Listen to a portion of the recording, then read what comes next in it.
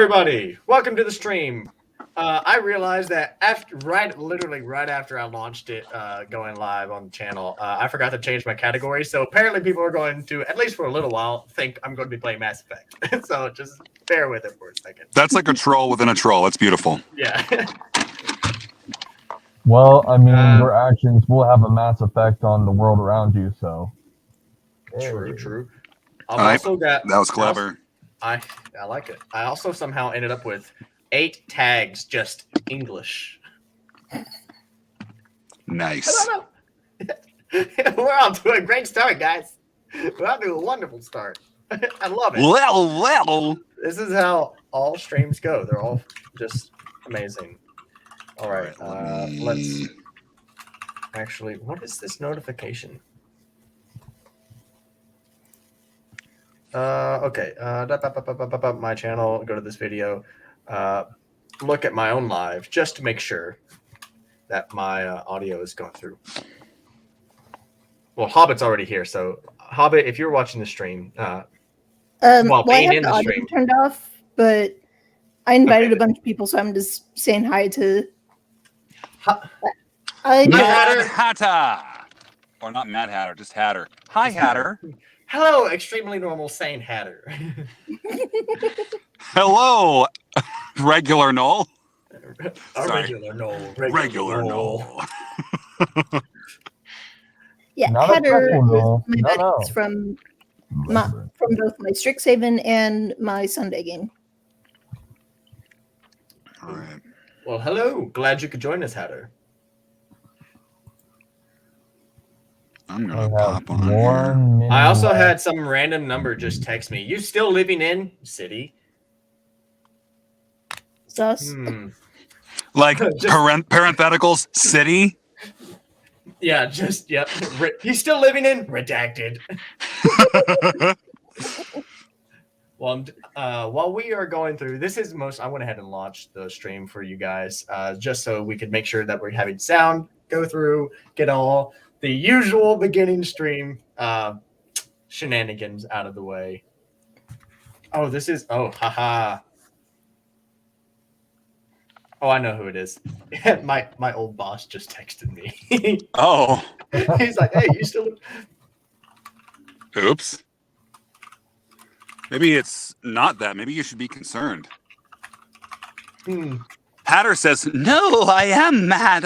Albert can attest to that. I'm just giving you your very own voice, by the way. That's the voice you are in my head right now.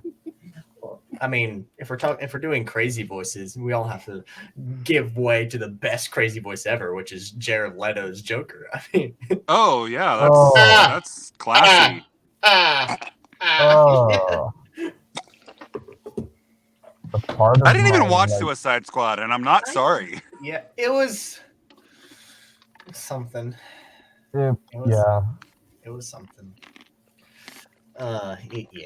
All right. Okay, so gotta admit though, can't remember his name for the life of me, but the one that was all tatted up towards the end that gave himself up.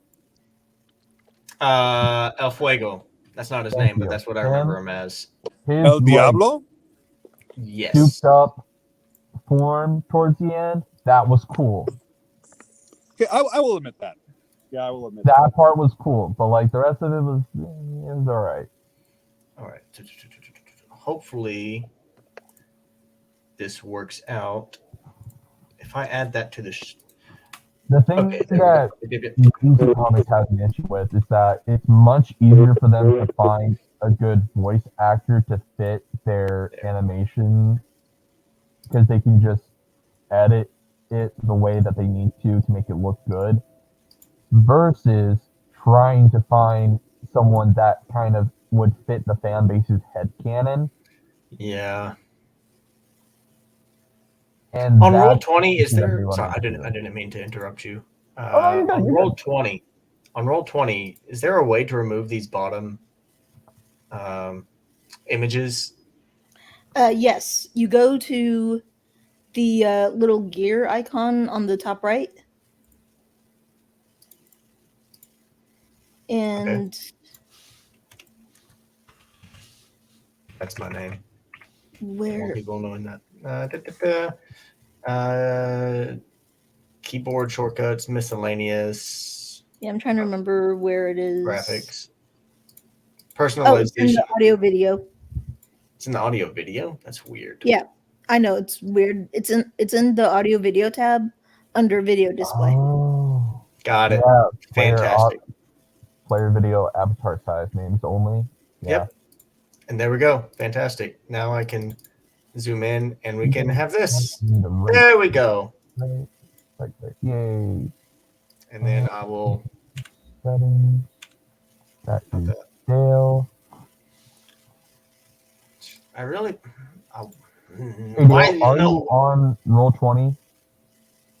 I'm sharing the screen for Roll20. Okay. Yeah, the only one who's not on the Roll20 right now is Dale.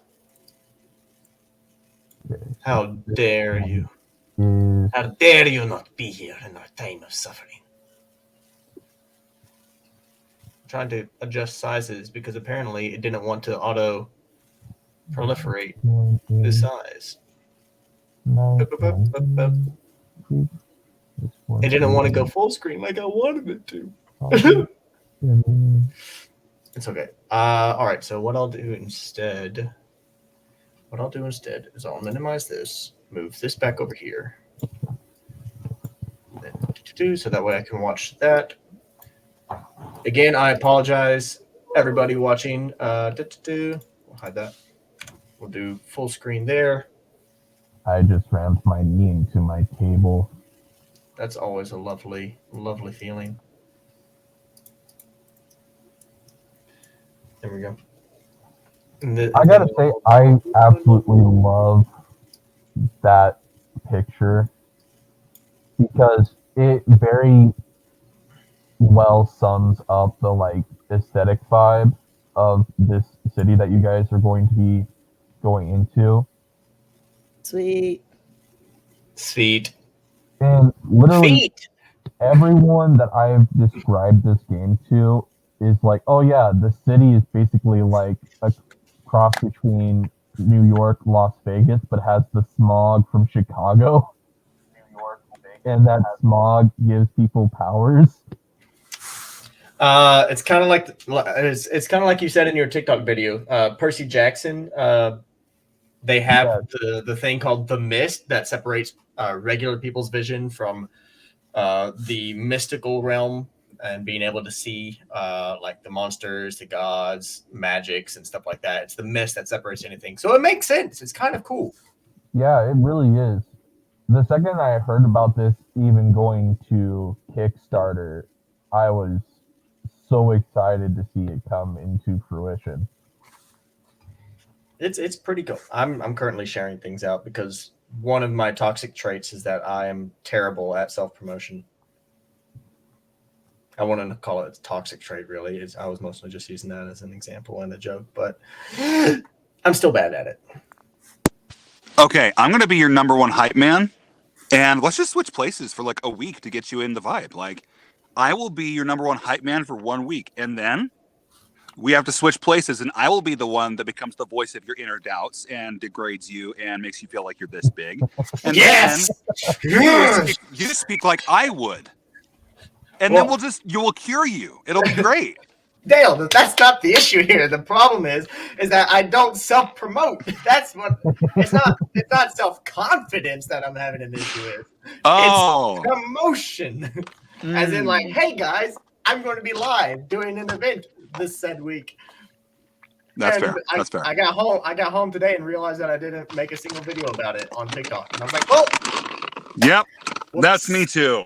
Unfortunately. That's my bad. So if this turns into a 2-shot, I am content with that. But until that happens, I'm just like, well, marketing is not our strong suit for this one. Maybe it's just a solo game. Maybe we just do a big old TikTok right now. I just want to say, speak for yourselves, because I've been spamming the link, just shoving it at everyone that I can think of to shove it at. Yeah. Hey.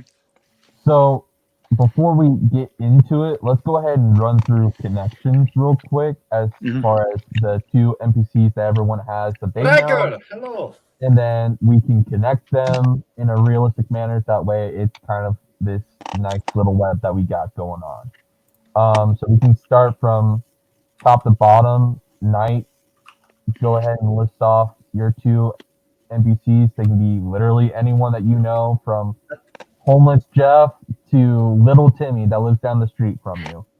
Don't do that to me. All right, so these are connections that the other players may know, correct?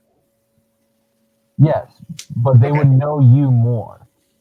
Okay, so you would definitely, so right across the college campus, there's a deli shop called St. Jimmy's, and it's run by Jimmy, who, he owns the sandwich shop, and these are like good sandwiches, and they like rival Subway in pricings, but are like homemade, amazing sandwiches. They're fantastic. So you would definitely know him because you often frequent his deli shop. I am a part-time worker there. So that's one of the ways you ended up meeting me and my character, is that even I don't actually go to the college. Like I sometimes, occasionally, I have friends in higher places that ask if I can like help teach labs and other things like that, specifically forensics, for reasons you'll find out. But I work in the sandwich shop. The other connection that you may know, Stan the Phantom. No.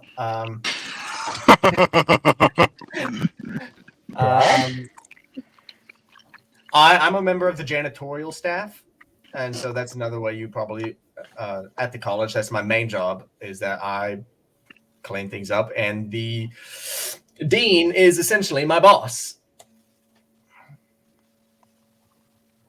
Yep. All right.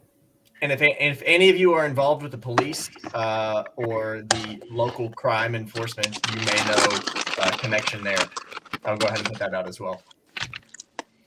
But my character's name is Crow Rainwater. I sent my character photo to the DM, the wonderful, wonderful DM, and I may actually put it on screen because I'm very proud of it. I actually love this character. I actually love this character so much. Actually, I didn't share it to you, Mr. Shell. I am moving it as we speak, sir. I just gotta remember the proper layer. I'm actually saving it right now. Save image.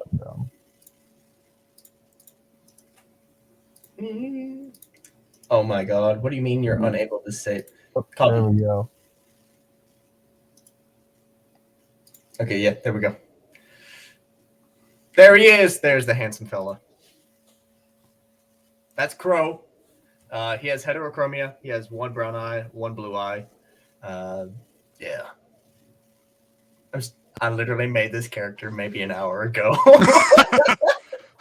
Hey, looks great. Look, I'm gonna be honest. There's another one shot that's coming up that Dale and I are in that it's D&D, and so it's more familiar with me, and I've been role-playing characters with that. And so my brain has been focused on that. And it's only been focused on that because I've also had real life things. And so I honestly forgot that we were doing this up until like 4 hours ago. I'm sorry. I'm a terrible human being. I'm so sorry.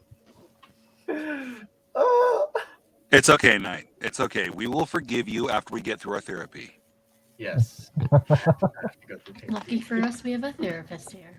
Hey! And speaking of the therapist, why don't you go ahead and tell us about your character and her two connections to the world here? Hello. I have the lovely Miss Peyton Elliott, whose art was also done within the last hour. That I put a lot of time and talent and effort into.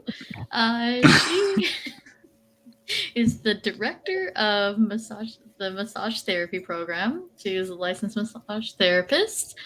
And she's probably been known to anyone here because she's always trying to get her students into, getting their hours and, what better way of getting to know your coworkers than, giving them free massages in exchange for her students getting the hours needed to get licensed, right? Like, it helps everyone feel better if you're into that kind of thing. And so she has two connections to the school that might be known. One is her dad, who her dad is Mr. Peter Elliott, and he's the director, like in charge of the facility janitor department. And totally cool dude, though. And then my sister, you might know her. She is a president of a sorority. You've probably seen her around. There's a campus rush week or something, maybe. And Nice. those are the two people that I have on campus that you may know quite well or avoid, depending on who you are. And that's your character's name is Peyton Elliott. Peyton Elliott is the name. Did you describe her physicality at all? Yeah, so she's like 5'6", pretty slender, pretty low key with her garb that she wears, functional for being on the job and being hands-on. She's got a blunt black haircut with bangs and green eyes. A little more makeup on than normal, but she's like a good blend of relaxed and day to night look. Love it. I definitely should have talked to you guys more about this connection. I definitely think that we talked as much as we needed to, and this is going to be fantastic. This is going to be great. Yes. Great. Much like any real plan and any other TTRPG in game, we're just proving the fact that strategy works in real life too. Yeah. Yep. My last TTRPG, they were like, we have 2 monks, a ranger, an artificer, and a druid, and no one talked to anyone. And I'm like, who's healing? And they're like, that's what death saving rolls and health pots are for. And I'm like, you guys are lucky. You guys are lucky that I'm a Circle Star druid and I am healing, but that's only because I didn't know. Also, I'd be healing myself. But For those that got cut in due to ads, her dad is the Peter. Her dad is the genie? hell yeah, he is now. I mean, hey, I That's my love superpower. Lucy. Can you just so we can hear it again from you, Mimic? Can you repeat it one more time, please? Yeah, so I have 2 connections on campus. So I have Peyton Elliott, and my father is Mr. Peter Elliott, and he's the director of the facilities or janitor department. And then also my second NPC would be Poppy Etchard, who is my younger sister and a sorority president. All right. All right. Hobbit, if you would like to introduce your character and the 2 connections. Okay, my character, her name is Tess. She spends most of her time in the library, by which I mean anytime that she's not in class or eating, she's in the library. So one of her connections, of course, is the head librarian, whose name is Eleanor Murphy. And her other connection is Lauren Berkmeyer, who is one of her classmates in her history class. All right. All right. Also, And- I'm changing the distance between ads into every 35 minutes instead of every 15 minutes. Beautiful. Just so that way we run less interference time. Is there any way that you can throw up the character? Do we have character art for everyone, by the way? If we haven't, can we put that in the Discord, and then Knight can also show us off, as he so graciously showed that he was capable of doing in chat for himself. Mm-hmm. Well, I was able to show it off in the Discord chat. Yes. I have to well, give I you was- crap, Knight. I always have to was- give you some kind of crap. I was when he popped up on the stream, that was not my doing. Ah, That was not my Okay, doing. That was okay. Mr. Shao. For some reason, Discord wasn't allowing me to save that artwork to my PC. It was like we can't do this at this time. But otherwise, I would have definitely claimed that one as mine. But Turknerliger. see, I go to copy it and it says unable to copy image preview, so I can't do that. All right. And Dale, why don't you go ahead and put your character in there to connections? All right, I can hear you. Oh, I mean, there's my just pretty look at that face. That's right. All right. So, to introduce myself, my name is Robert Trebore, and I am super excited to be with you in this establishment, the Second Chance Secondhand Store, the second chance at life, at products, and at lifestyles. But right now, all you need to know about me is that I have a gorgeous face. Look at those eyes. They're just so good. And then my hair is always impeccably swooshed back over my head. I love keeping my beard trimmed, my mustache going. I, however, am always one to help someone else find their own second chances. And so I pay very close attention to those that come into my store looking not just to help themselves with a product or a service, but to help get themselves out of a bad way. So, to those points, I'm going to introduce my other characters as well. We have Other characters. Yeah, the secondary characters, if you will. First is Samuel Trebore. That is my father. He is the owner of the city secondhand store. He's getting along, and I'm starting to take over the reins of the place, and swimmingly so, I must say. He has a handful of students from the university working there, so that's my connection to the university. And I basically, because I'm just this kind of a smart aleck, I have called them A, B, C, 1, 2, 3, and any combination except their actual names. The only time that I will remember a person's name is if they come in trying to change their circumstances. Like Jesse Spear. He's a college athlete on the track team, throwing the javelin. Haha! He frequents my place looking for old track stuff to refurbish and sell. So write down your notes. Again, that is Robert Trebore. You can call me Bob. Who's messaging? Messaging? Huh? What? Ooh, what? All right. So I got all these connections going in a flowing. I'm in danger. I mean, yes. So I kept using this as an example, but I'm going to go ahead and throw in Kate, the lemonade squeeze smoothie shop enthusiast. All right. Who works in the lunch cafeteria area. She's really cool. She's very perky, very bubbly, very approachable and nice and kind. Though a little clumsy. Is she our age? Is she like an older lunch lady?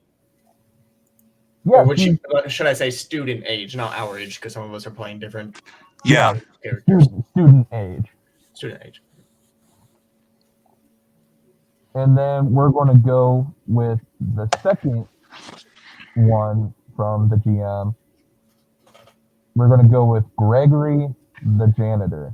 So you got a friend, a working partner there. Hey, what's up, Gregory? What's going on, G? Didn't take that at all from the Sandman. Not at all. This is a completely original production.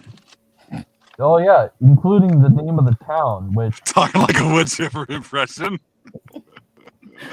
which for those that don't know the name of this city, it is Knox City.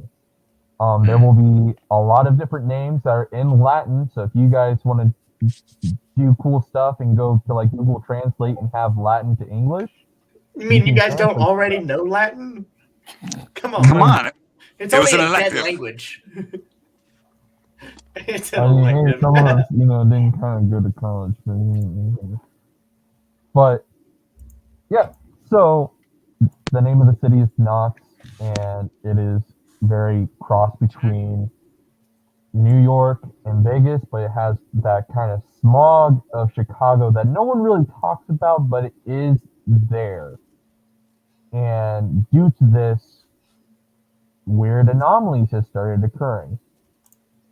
And people tend to rationalize it just because they already have a busy day and they just want to shut down, go home to their wife and kids, and, just go about their lives. Some people are truly blind to the events that go on within this city. Others are a little keen to it, but they don't want to believe it. And others are fully immersed in this world.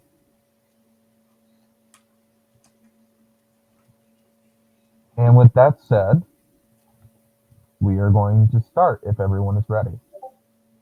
As I'll ever be. As I'll ever be. Let's do this. All right. Let's go. So I'm going to start off with the scene and then warn all of you now that I'm going to be very loud because it is a radio / podcast stuff that you guys are all going to be listening to, as within the last couple of days of this week, we're going to say that this is Thursday, and on the news, radio, newspaper, which I think everyone here can't believe still exists to be printed. But, across the board, even on social media, it's been blowing up that there's been a bunch of people going missing. There's been a lot of what appears to be suicides that have been happening. But they all have been from the same reason, which is they have all fallen from a great height.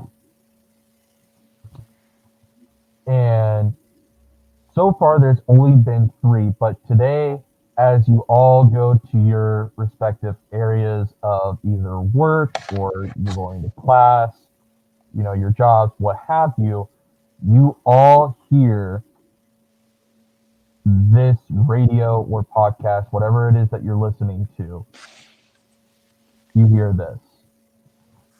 Good morning, everybody. This is Knox City Radio, and we do have to get some of the negative reports out of the way first before we go right into the music for our morning to get you guys amped up. So, without further ado, I shall read out these reports to you now. Bodies are dropping, quite literally. A total of 7 people have been found, all dead by impact, and one of them, sadly, one of our most revered Knox cops, Josh Evans. This news is really heavy to us all in the community of Knox City, and let us comfort those who have lost their loved ones. Now, on to the brighter side of life. Toll booths are going out the window. No more roadblocks coming into our beautiful Knox City. No siree. Apollo's Amphitheater is performing Julius Caesar this upcoming weekend from 7 p.m. to however long it takes to finish that stuff. Later tonight, we'll be speaking with the director of the play and what all went into preparing for this play. As always, this is a Glenn Hardy, and you're listening to Media Knox. And then music starts playing through the radio as the reports are over.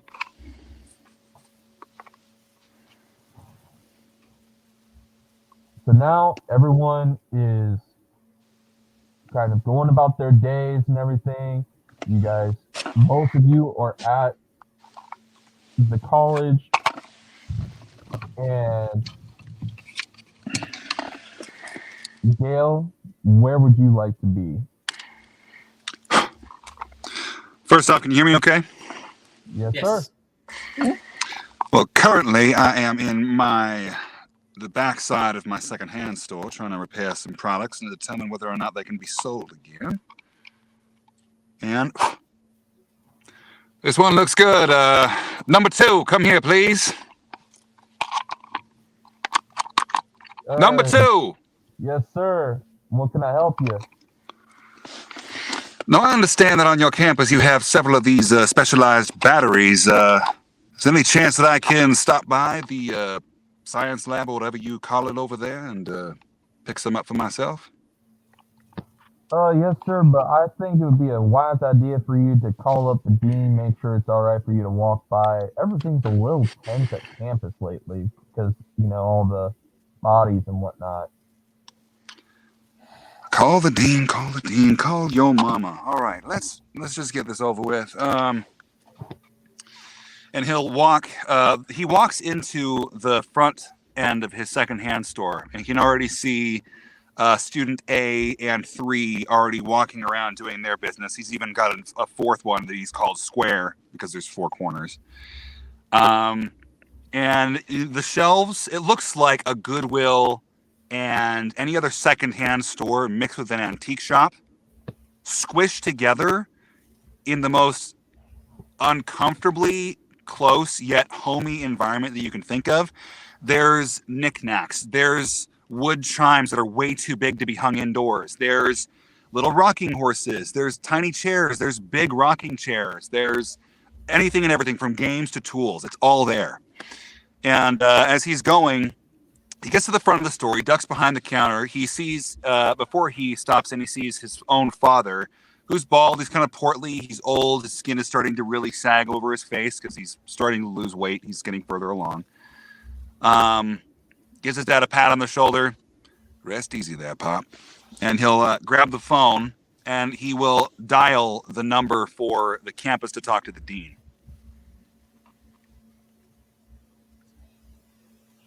This is Knox City University.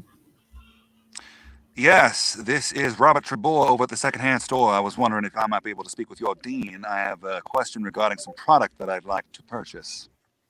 Okay, please hold for transfer. The man picks up. This is Peter Elliott. Mr. Peter, how you doing, sir? Honestly, could be doing a lot better with everything going on. I understand that all too well. My condolences to you and those involved with these tragic events. Real quick, though, I was wondering if I couldn't get passes onto your university. I was hoping that I could stop by your science lab or something akin to and purchase some batteries off of y'all. I have a specialized lamp here at the store that I'm looking to sell off. Give a second start if you can catch my drift. Well, I believe Mr. Harvey will be able to have an appointment with you. I'll make sure to set a time up during his in-between hours. Okay. You say Mr. Hardy. Is that not correct? Yes, that is correct. All right.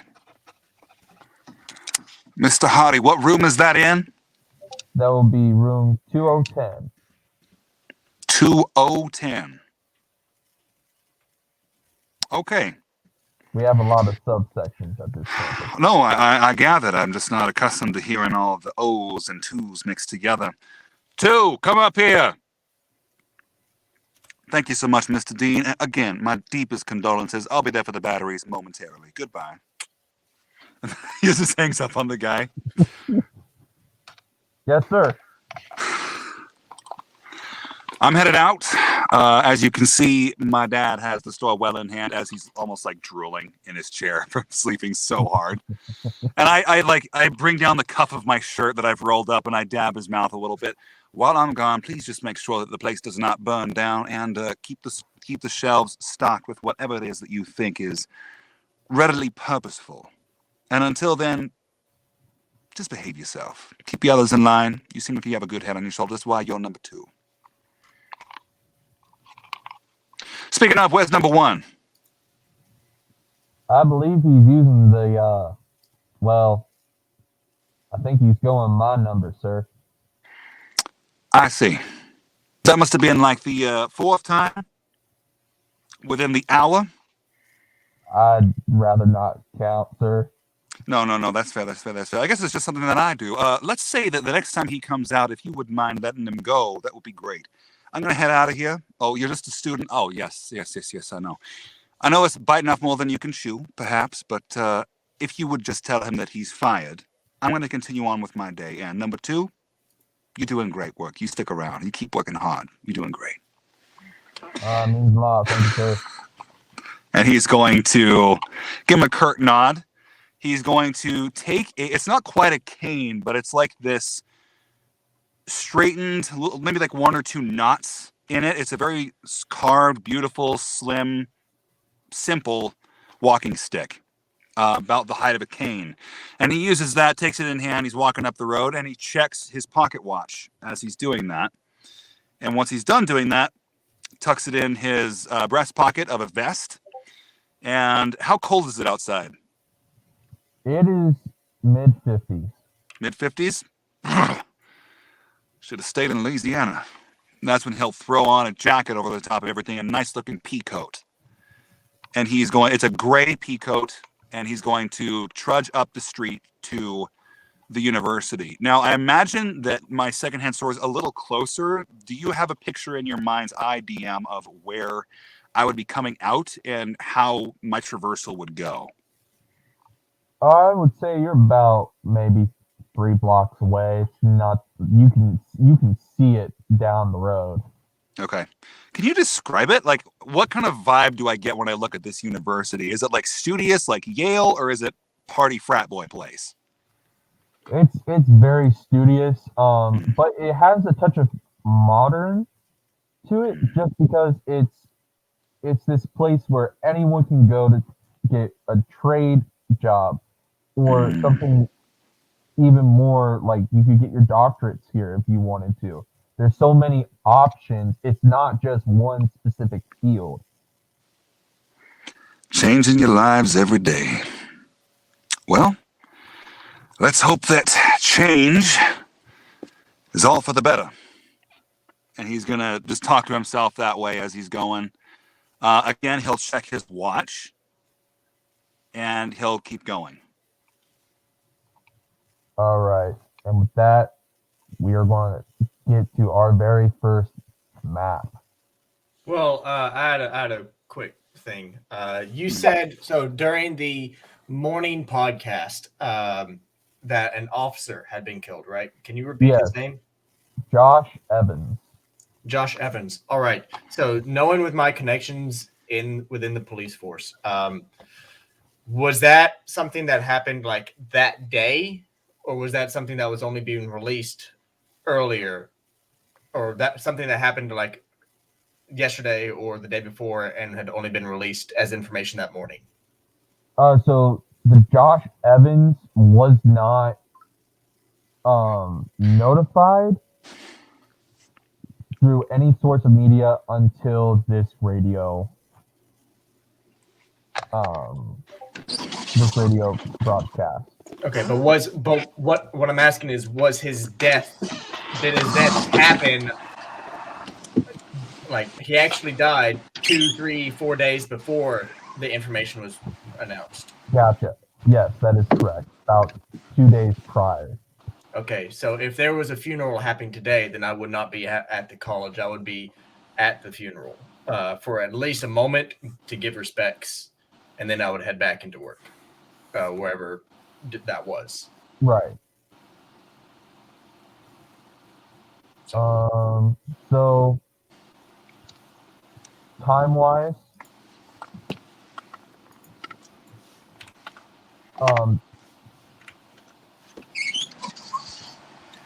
I'll say time-wise, you would probably get back at the same time Dale would be showing up.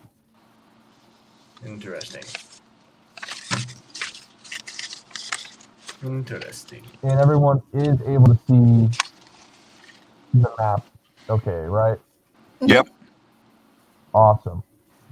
So this is kind of like this cool little courtyard area, big fountain. Um, Straight up is the like entrance to the main area of the buildings, like where the dean's office would be, where the secretaries would be for calling in and out for students, where all the paperwork would be. To the right would be kind of like the mess hall, and then to the left would be dormitories, and then kind of like in between the office and dormitories would be the buildings that, you know, Trevor would be needing to go to and everyone else for work. It's Trebore. Thank you kindly. Trebore. All right. Thank you. So Dale, since we're getting back at around the same time, you would definitely see me. I stand about 5'10". It's raining, correct? It is raining. It is raining.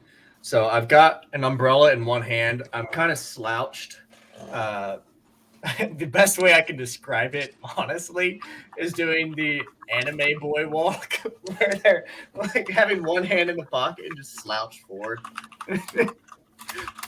I've got a cigarette in my mouth and a scowl on my face. I've got a pair of glasses on, and I've got what looks to be a form-fitting, or rather a lean, well, I guess form-fitting would work, tuxedo on, but instead of like the tuxedo pants, they are just black work pants. And I've still got my boots, my work boots on. It's just from the waist up, it's button up tux, and then waist down, it's work pants, boots. And I'm just kind of trudging along, and I'll give you a side glance, and I'll just keep moving.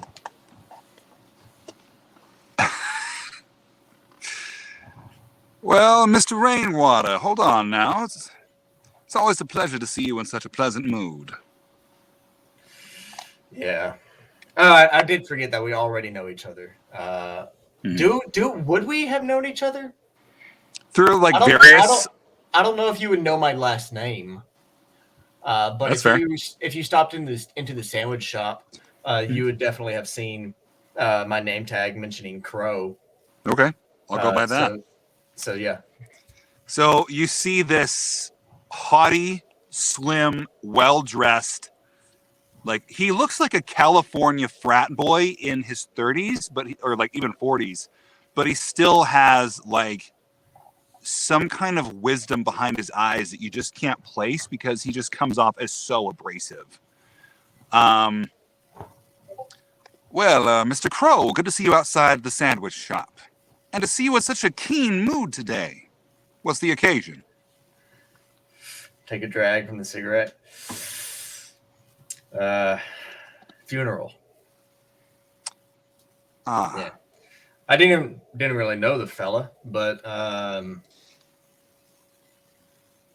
worked with my folks way back when. So figured I'd just stop by and give my respects. Move on. That's fair. That's fair. You know, not to cut this short, but is that in any direction close to the school that I might be able to stop by and you might tag along? I'm not keen on walking on campus because I don't come here very often. I try to avoid it, but any direction you might be able to point me would be nice. For the funeral?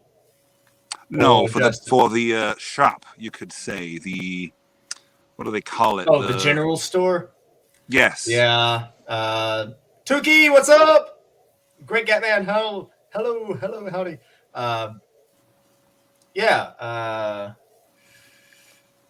Dean, know you're coming? Yes, I've already made my arrangements and everything. All right. Well, as long as you know you're good to come on. I can't exactly. And then the thought finally occurs to him: the store's going to be closed down for this funeral, ain't it? Probably. Nah. You don't think so? It was police officer. It's not really tied to the general store. At least not the one on campus. He's actually going to stop for a second Hey, whoa. Hold on, my friend. And I'm going to look you in the eye. Your two different colored eyes. I'll look you down to your boots. I'll look you back up again. This might be his ending. This might be this gentleman's ending. A story come to a close. But something in me says that every ending is a beginning. Not to be corny or improper in the light of someone's death. But I will say that if it is something that you desire to have someone support you, I'm willing to step away from my errand to come with you. No, first off, yeah, that was corny as fuck. Yes, I Fudge. try to work on that. I try to be trendy with the Apologies. kids, but Apologies. Language. I know that you're not really a man to like that kind of thing, but you know. not necessarily for myself, but if someone else wants to drop the F-bomb, I find that the radiation is quite fragrant in the right situations. That was both in and out of character for me. That was a straight in character for me. It's actually both too. That's funny. But no, like I said, I don't know. I'll be fine. I'll be fine. His wife and his kid, though, different story. You said that every story has an end, but it's not necessarily the end. Well, I don't know. It's something along with what you said, but You butchered it, but I will forgive you. Keep going. Look, the thing is, he's dead. His story ended. And that's kind of how that works. And I'm only saying that, unfortunately, this may be the impetus for many other stories to be told. Yeah. Just be careful. Anyways, general store, right? Yes, if you would point me in the right direction. I don't want to keep you waiting if you would like to attend more quickly. I got to be on shift in 30 minutes, so yeah. Yes, just point me in the right direction. Yeah, so what you'll do is you'll take a left up here, and then you just keep going straight. You'll see a set of double doors. Like I said, if the dean's giving you access, you'll put in the code. The code, by the way, is 51, and that should just link you directly to the main office. Just be like, hey, look, I'm coming through. Just need to access general store, and I'll be done. And they'll let you in, get what you need, and you'll be on your way. Thank you for the play-by-play. All I needed was the directions, but again, I gave you. Take care of yourself. Look, we can't have some mysterious figure walking around campus lost all day. So that I figured I'd help out. Understandable, and I do appreciate the compliment of mystery. Mm-hmm. Yeah. So I may swing back around if I can get some more directions, but for now, take care of yourself and keep an eye out. Seems like this is a trend going on that I don't much like. Everybody do the flop. Everybody do that flop. So as the two of you have been conversing, you see kind of two areas of interest going on. One, you see a cop towards the left of the fountain.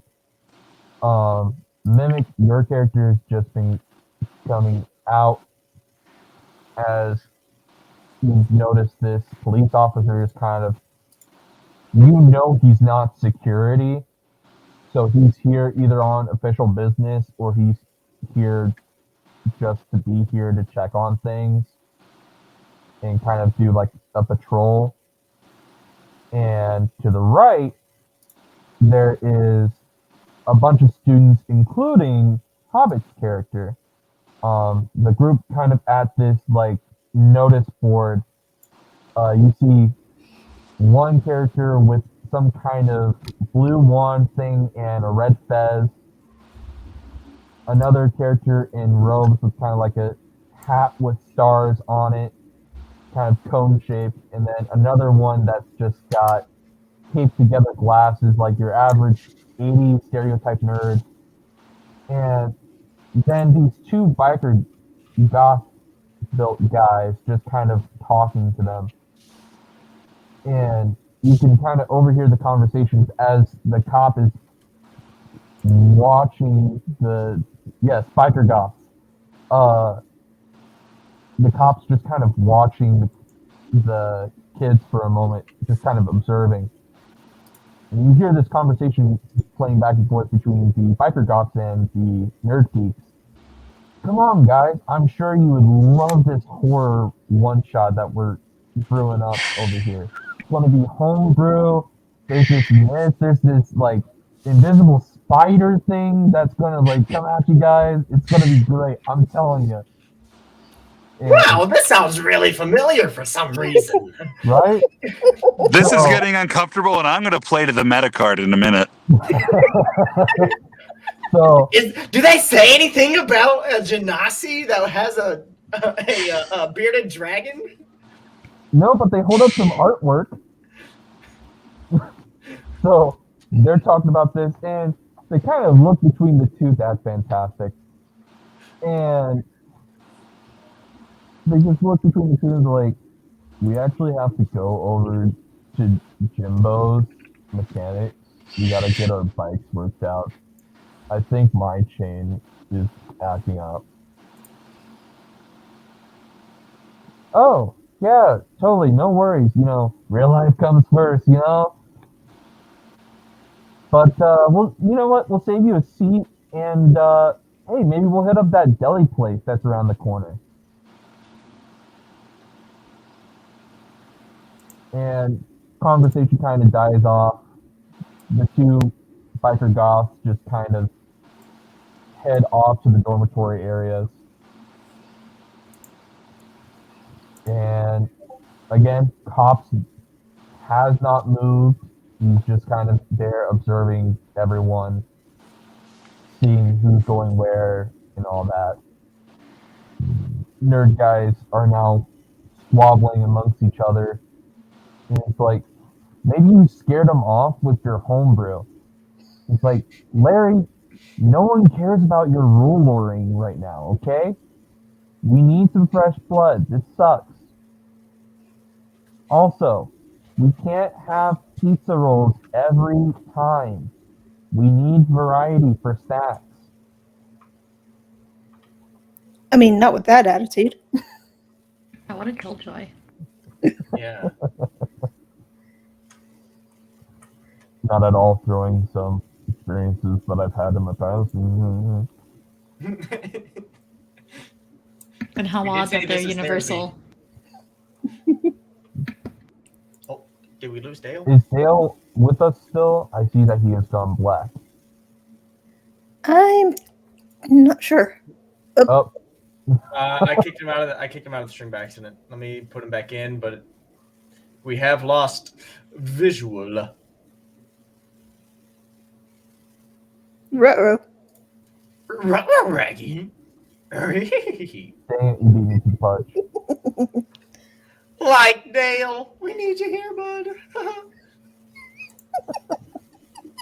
That was pretty good. Thank you. All right, Mimic, I am sending the podcast message to you now. Actually, Thank you. I will just post it in the OOC channel if that's fine with you. Thank you. Yep, that'd be good. So remind me again. This character that I'm putting out on screen, that's Mimic's character, correct? No, that's mine. That's your character. Okay, apologies. Yeah. So this is Mimic. Correct. Okay. The masseuse, the librarian, the janitor, and the 2-bit salesman from across the street. And a copper. And a copa.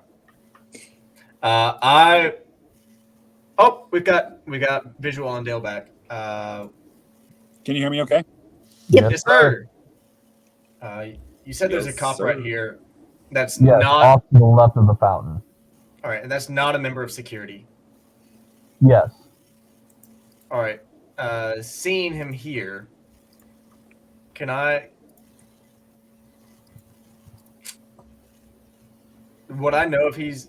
Would I know why he's here? If he's not a member of security. You can safely assume that he is here to ask about the security of the kids, see if everyone's doing all right with the current situation that everyone's been hearing on the news, if anything bad has gone on, if any more bodies have been identified or found. Okay. What I would like to do is since I'm at the wishing well, it's raining. I'm just going to stand there for a second, take the last drag of my cigarette, and flick it into the well. And then as I do so, I'm going to use one of my abilities called Scan. Is that okay? Like I said, first time doing this. I don't know if this is all right to do, but yeah. So, do you want to burn the tag, or do you just want to use it to a modifier? just use it. Okay, yeah. I don't feel like burning anything just yet. We just started. Perfectly fair. Yeah. So, but the way Scan works is or way I had written it down is essentially I'm just getting basic information. First look, what weapons he has on him, if he has what it seems to be. I'm basically doing the Sherlock Holmes first glance, knowing almost everything about him just look and be like, okay, I can tell he has 3 dogs because of the different various levels of hair around his legs. I'm able to tell that he has 3 concealed weapons from how he's standing with his posture. That kind of thing. I'm able to tell that he writes a lot because he has a splash of ink spilled onto his cuff. Yeah. So what you'll want to do is you'll roll both of those 2d6 that I have had you snatch up. Mm-hmm. And 1 through 6 with your combined roll is a fail. 7 through 9 is a pass but a complication, and a plus 10, 10 or more is a success with no complication whatsoever. Cool. And any tags that you want to use that you would logically be able to use for this, you can add as a plus 1 to your roll.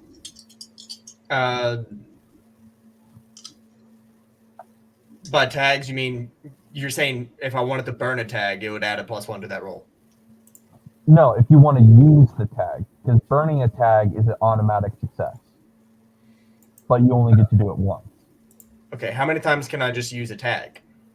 Infinitely. Infinitely? To Infinitely. add plus 1?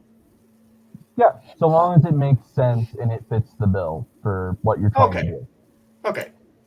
Then yeah, that's what I'll do. I'll just use the tag then. Okay, so plus 1 to your roll. All right, double ones. Let's go, Snake Eyes. I rolled a 5 and a 6, so that's a total of 12. I wish I could show you better, but there we go. Automatic success. So for one, he is a cop from this district. Like, he didn't come from any other town trying to get information from this precinct or anything like that. He is from Knox City. And he actually is from this area, because this is, like, Knox City is kind of has its own subsections. Mm-hmm. It's like District 1 through 9. Right. And this is definitely one of the more well-known areas. It's got a lot more rich history, a little bit older and traditional. And the other thing that aside from the fact that he was not at the funeral, he was Josh Evans' partner. Interesting.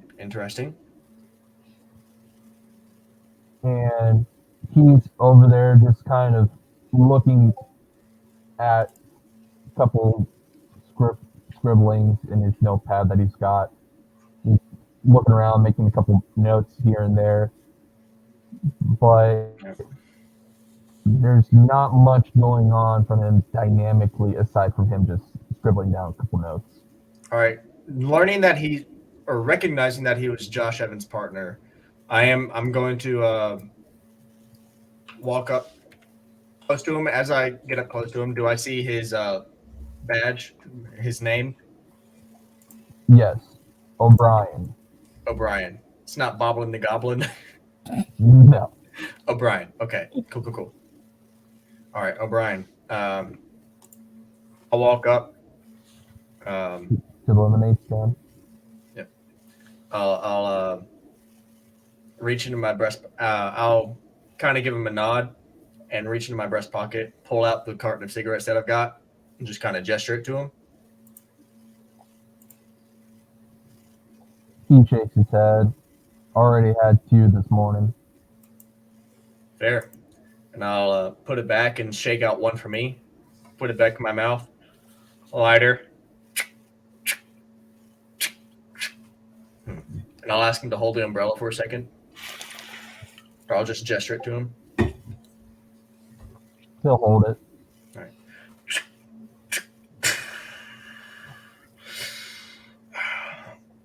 Did he have an umbrella, or was he just standing out in the rain? He's just standing out in the rain. All right. Thanks, mate. And I'll walk away.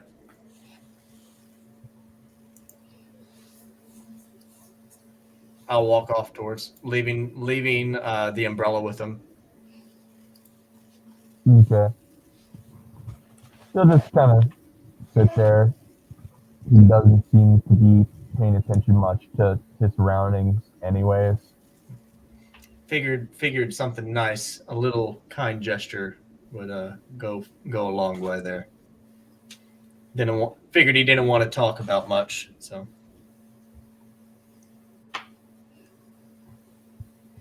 Before we continue further, for the sake of player notes, if you guys want to write this down, there are 8 moves that you can do for your characters. There is Convince, when you use your abilities to talk, threaten, or seduce. I mean, there's more that fits under that category. These are all umbrella moves that you can do.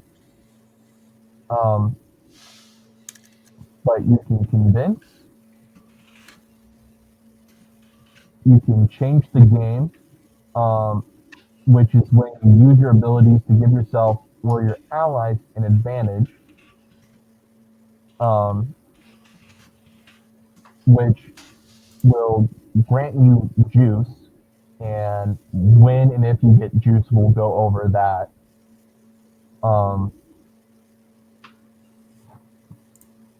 But there's that.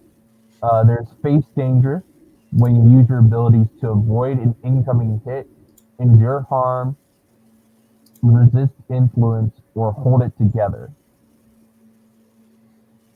And each time you guys go into this category, I'll remind you, give you guys more insight on it as we go along.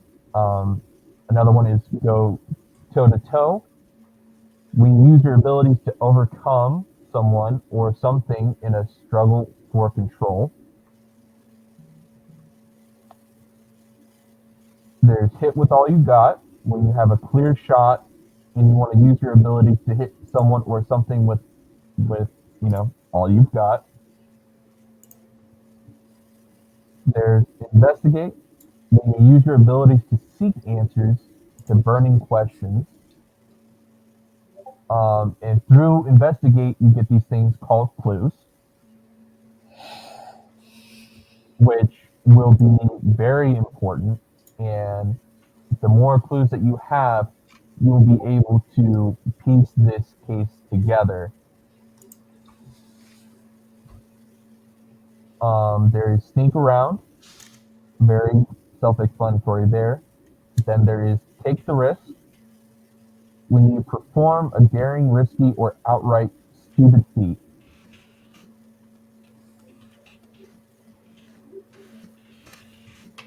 Yeah. So there's all of that, and then when we get to the break, there will be stuff that I give you for options that you guys can do, like bring back the burning tags that you guys may have used up. Maybe piece a couple of the clues together, which will then give you potentially even more clues to piece together. So yeah, there'll be a lot of stuff that I will be sure to walk everyone through, so that way we're all on the same page and we all got this, in our heads going forward.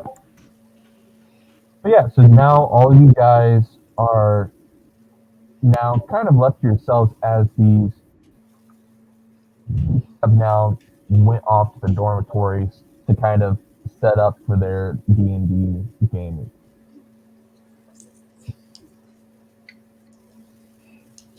So now it is just the four of you, as the cop has also left the scene. I will have, if I overheard those guys, because I imagine I'm walking towards following his directions, if I ever overheard that, I would have.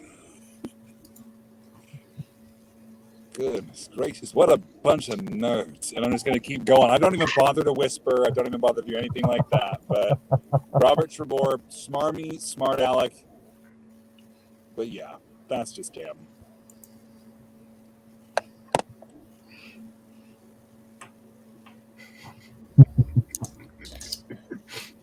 All right. Let's see.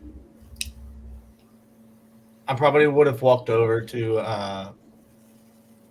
I probably wouldn't have walked over, but I definitely would have at least acknowledged Miss Tess and Miss Peyton.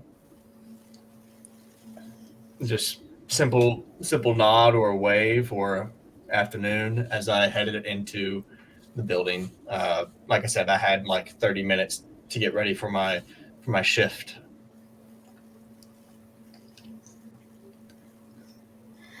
I will wave back, but also seem a little bit distracted-ish as I'm walking in kind of the opposite direction from where he's going.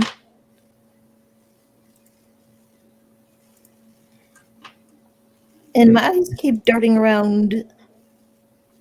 Well, not keep darting around. I don't want to make it too obvious, but yeah, I seem a bit distracted. So I don't really say anything. I just kind of quick wave back. I'm probably a little too far away for me to try to figure out why. So I just continue to move on. Although, also, I want to point out that I totally missed the chance to put this up on the screen when I was talking to O'Brien. Nice. Whoops! Who gave this guy permission to run this show? No one! I just do it on my own, baby! All right. Moving on. Again, morning, Miss Peyton. Good morning.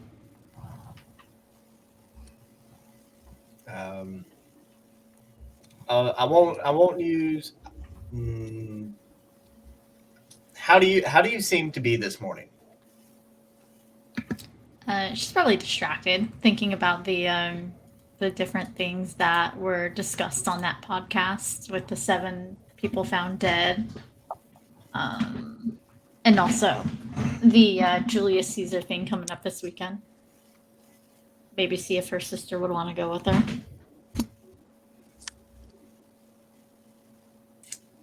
We didn't get a. Interesting. 7 people found dead and a Julius Caesar act showing up this weekend. Interesting. Pom pom pom. Not Julius Caesar. Julius Caesar. A cut above the rest. Yeah, I want to get out of the rain, so I'm going to head inside. Especially now that I've given my umbrella away. Okay. I'm probably gonna walk in as well. Okay. So as you guys are going in, is anyone else following suit or moving on to other areas of the campus? I'll say for sake of brevity, I probably would have gone to the store, found the batteries, paid for them, and seen that there's kind of some activity going on at the sandwich shop. And what the heck, I'm hungry, so I'm going to go to a sandwich shop. Smoothest plot transition ever. If I was working at the sandwich shop, you'd see me again, but it's not my shift there. But Crow's definitely lost in thought. He's kind of just meandering through his duties today, but his mind is racing, trying to put pieces together. And he's like, there's murders, which means there's a puzzle, which means there's something I can entertain myself with. Crow is very much a Sherlock Holmes-ish character, just with a twist. With a twist. It's like if Sherlock Holmes meets Himbo. Love it. So, if I may, actually, Peyton Elliott, is it okay if I call you out? Where are you? I haven't heard from you. I want to hear your story. yeah, no, I said that I would be walking in as well. I'd be walking in with Crow. I probably would have stepped to the side and allowed you to go ahead in the line. We're not at the sandwich shop. We're going into the uni. The uni. The university. Okay. Who's at the sandwich shop? Did I miss all that? It's been a week, you guys. No one's there. He's on his own. He's adventuring on his own. Split the party immediately. Yes. I am victim number 9. I am victim number 9. So sorry, guys. That's my bad. It's okay. It's okay. I'm going to unify you guys, hopefully, in a second. And if not, just say that I looked down at my batteries. I got the dang double A's. I need the triple A's, and I'll just go back. Like every other grandpa. Dale, the only other person that you see in there with you is the cop that Knight was just talking to. I feel like I would have. Yeah, I wouldn't have seen the conversation, but I definitely would have known this was a cop that was killed. I've already spaced the guy's name. I'm just going to walk up to him. I'm just going to gently kind of knock on the table. So I just want to say I'm sorry for your loss and thank you for your service.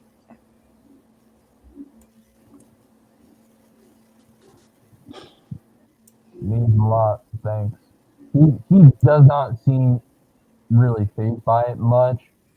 He seems more like he's on the prowl. He's kind of trying to maintain his job, even though he's obviously on a lunch break. Yeah. But his face grows very grim and concerned as he starts getting a little bit of static from his walkie, as he has still left it on. And all of a sudden, he hears in code that he needs to get back on campus grounds by the dormitories. And he gets up, throws his change on the counter, and he books it over to the campus. Before he goes, I want to try something. I want to try one of my abilities. I want to study the past. That is an ability where I will be able to see one relevant life event that has to do with why he is so concerned, like what he's focusing on. I want to know the history behind why he's so worried about that. Has he seen something like this personally? Okay, yeah, go ahead and roll for it. That is a 6 and a 2. So 8. And you're okay. So you're not able to make out their faces, but you do recognize as this vision kind of comes to you that him and his partner has had to deal with in his past a kind of gang confrontation. And they had someone on the inside that got made out. They were trying to go in and get him. The gang was more concerned about the drug cargo that they were supposed to be getting, so they tried to trade the cargo for the man's life because he had been doing so much work that he has become irreplaceable with all the information that he had gotten about the gang. And it went south. And they ended up almost both dying, and their inside man had died during that event. But you cannot see the gang members' faces as they were covered with masks. Robert is going to give his head a shake. His ears are ringing. His eyes are burning. And with that, he's going to try and look out through the window to see where this officer is gone. And if he can't see him out the bay windows, he is going to run outside and follow him to campus. Okay. So, at this point, Mimic, your dad has shown up as the secretary. There's 3 secretaries: Marge, Janet, and Beatrice. Such old names that I just came up with, but all right. Just came up They're with. old Beatrice. Hey, look, my sister. Dear old Beatrice. ancient. My They sister's name is sound like Beatrice. tag names. Oh. But anyways, Is So- she married to a guy named Benedict? Nope, Alex. Dang it. no. But they're getting a bunch of calls left and right, and they keep trying to answer it. They're trying to transfer to the police station and stuff, trying to like calm people down, and everyone seems in a very panicked state. And Mr. Elliott's just kind of pacing back and forth, and he's sitting there. He's like, "We need police here right now. We need to get an ambulance if that's possible. I don't know how they're going to be able to get past all the weird buildings that we got set up. I knew we shouldn't have built in that fountain installation. We need to clear the area. Every student needs to be off campus right now for this investigation." By this time, would the officer have gotten there, or would I... Because I'm tailing him, but I'm quite a distance behind by this point. Yes, he would have gotten there at this point. Okay, I'm looking around for any familiar faces. I know that I've interacted with Crow in passing a couple times. But again, with students coming into my shop looking for things, I think that I would have gravitated to at least Hobbit's character. Is that fair? Yeah. Okay. You actually do see number 2. Number 2! I don't even call you by your real name. I just say number 2. And I run up. First off, do you want to be fired? Never mind. No. What is going on here? Sir, this is my best friend. People are saying that he jumped. Then, oh boy. Okay. That's fine. I'm sorry. Change is not easy for me, so trying to do the whole confident thing is quite the exercise, and I do apologize if I seem a bit closed off, but it's nonetheless difficult to deal with.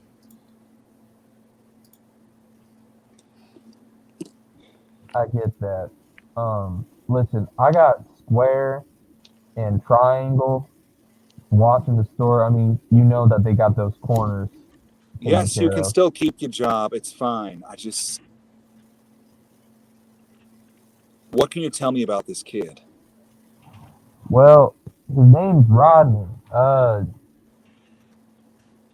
If you wanted a depiction of Country Boy, and I mean, I know I kind of fit the bill for Country Boy, but boy, he does take the cake. Uh, yeah, I've known him for quite a bit.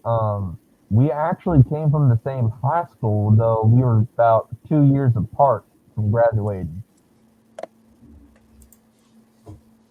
Interesting. What about his character? Does he seem the kind of person that would not enjoy living? What? No, God, no. He loves That his was my folks. worry. You see, I know that's I'm why rather I need to fond. go check up on him.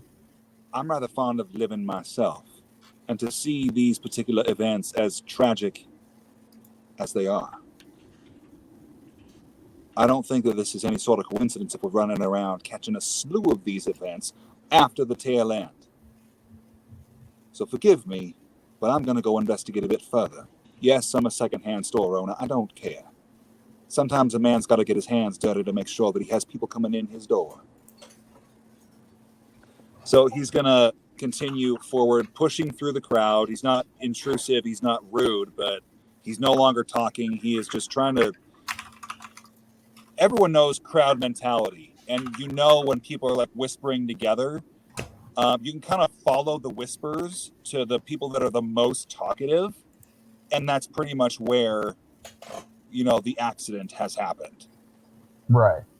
And number two is making sure that both you and him are able to clear the way and be able to get to where you guys need to get going.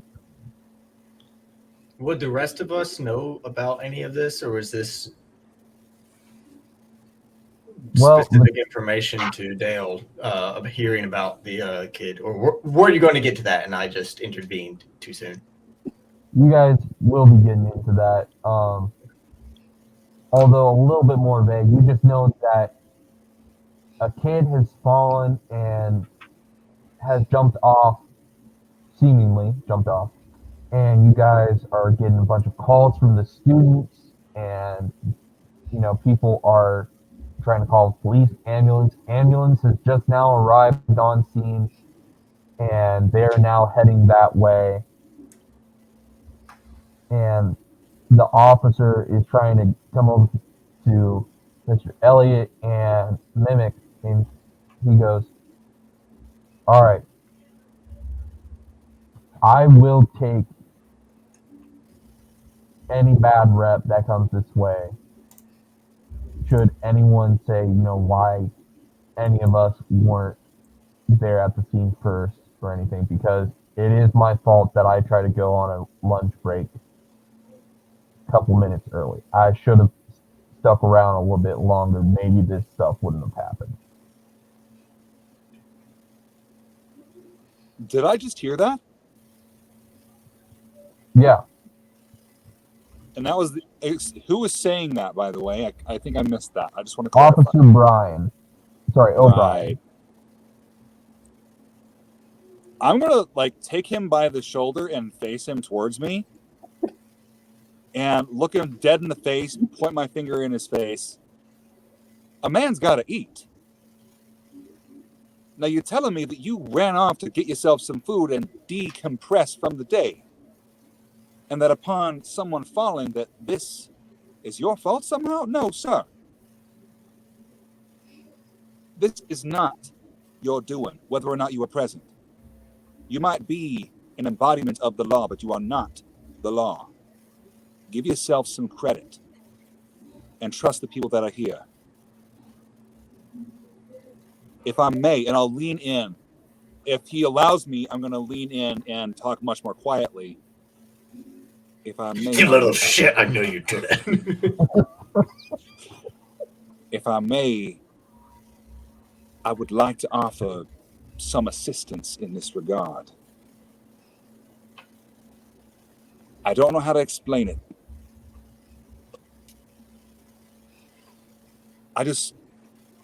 For our intents and purposes, I have some ins with investigation. And I would like to utilize that skill set to help in ways that traditional police work would not be able to ascertain, if you catch my drift. He looks at you and he immediately backs up, tries to get out of your grip. He says, "No, this is official police business. We gotta maintain a reputation that we can protect the city and that we can handle the cases ourselves." And I understand that that is your professional goal. But we're dealing with we might be dealing with something that's bigger than just a few random events. These are not coincidental. And I think you know that. I'd like to try to convince him to let me help him. If I may. Is that how we do this? Yes, sir. Okay. 2d6? Yes, 2d6. Total of 8. Again. All right. He sits there and he's like, "Look, if I have any questions for you, I will be more than happy to stop by, give you a call, anything of that sort of nature. But right now, I got to get over there and cover stuff up before the press shows up." Yeah, I understand. Get covering, but while you go, make sure that you think about this. The dead can only speak for so long, and time is short for this one, and perhaps the next. Please be in touch. I would rather not meet number 9 and 10 and 11 or 12. He nods his And he- head and he starts to book it. Robert is pissed. Try to do a good turn and you just turn around and no. We lost one. No. Come back. Because I was going to mention her too with her dad. Come back. Come back. Also, for any of those that are wondering, what's the sports team for this group? Yes. It is the Knox Devils. And I'm actually gonna post a picture here in a second, once I can actually scroll to the pictures. There it is, beautiful. I know what I'm doing, I swear.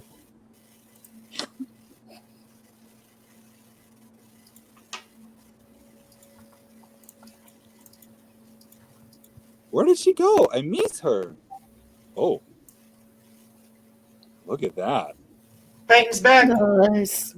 I left. I was with my dad. I was having a conversation.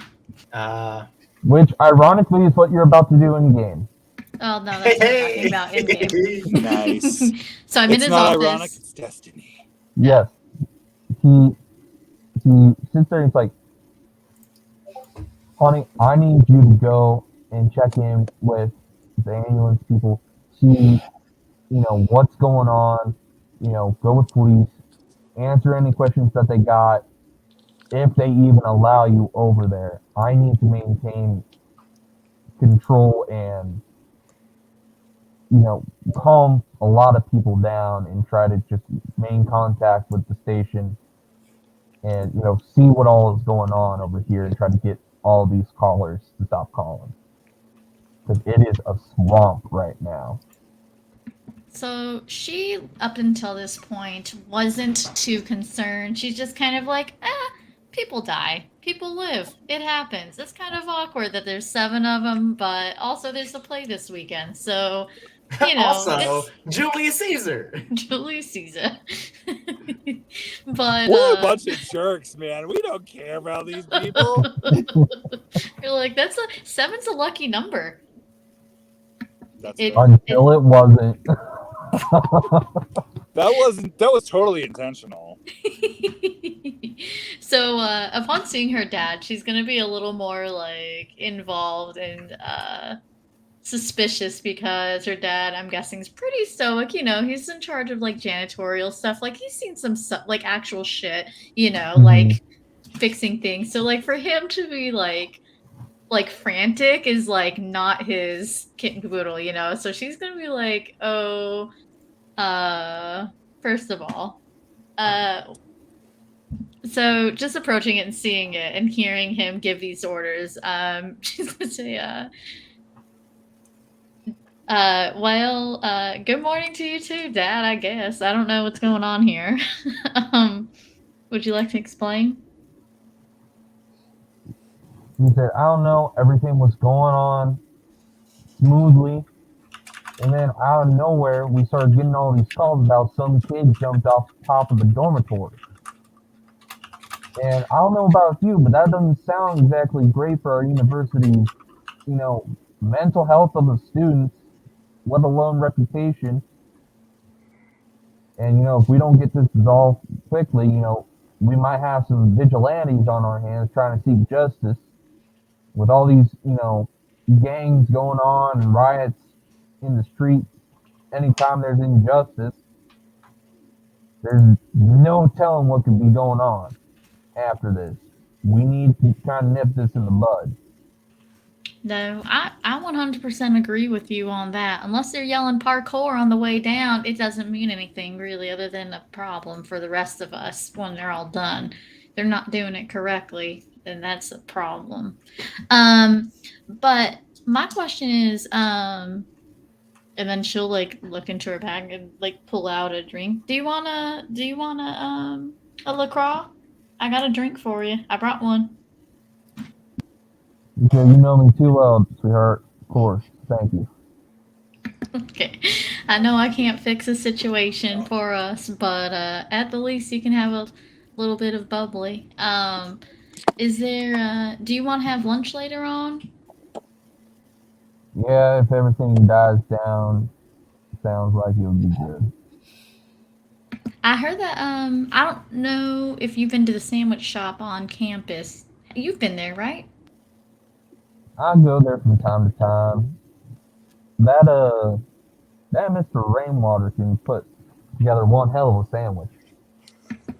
Yeah, I've heard really good things about it, but their vegan options are kind of limited. So I'll maybe they'll have a peanut butter and banana sandwich.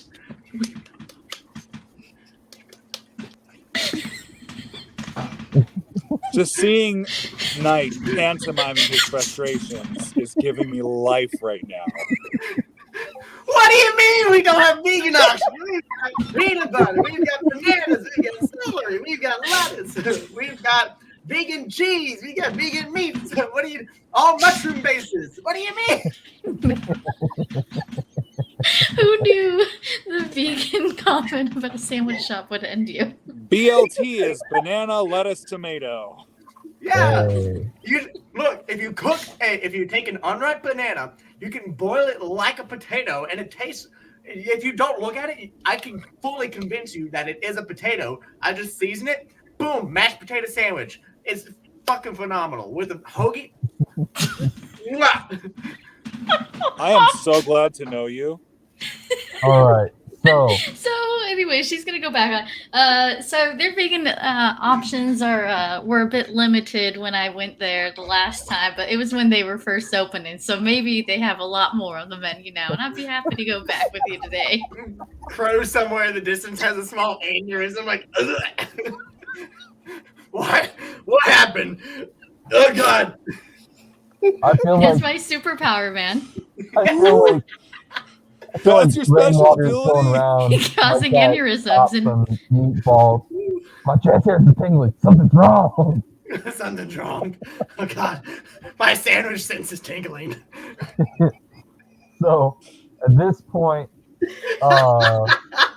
Mimic has talked to their father, and Hobbit, you've now seen this commotion of people just kind of running back and forth. You've seen ambulances heading off to the dormitories and everything. You've seen that cop go over to Dean's office. Now he's heading over to the dormitories with everybody else. Excuse me, everybody else. Oh shit. I'm gonna kind of hang back for a few seconds. Don't want to get caught up in all of that. That seems kind of scary. And I'm pretty sure I'll hear some part of it. I'll hear about it in like 2 seconds anyway. Okay. What party's involved? And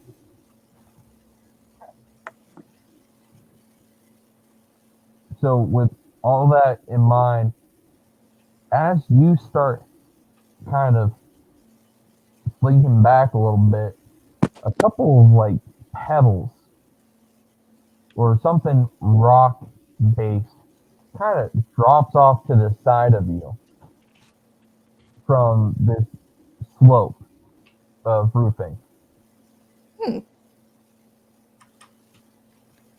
All right, I will look towards the noise.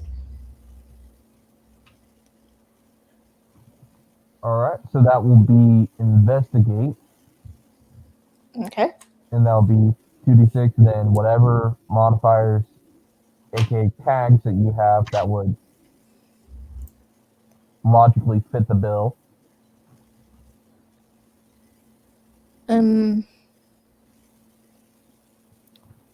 I don't know that I have any tags that would actually fit with this. Maybe empath.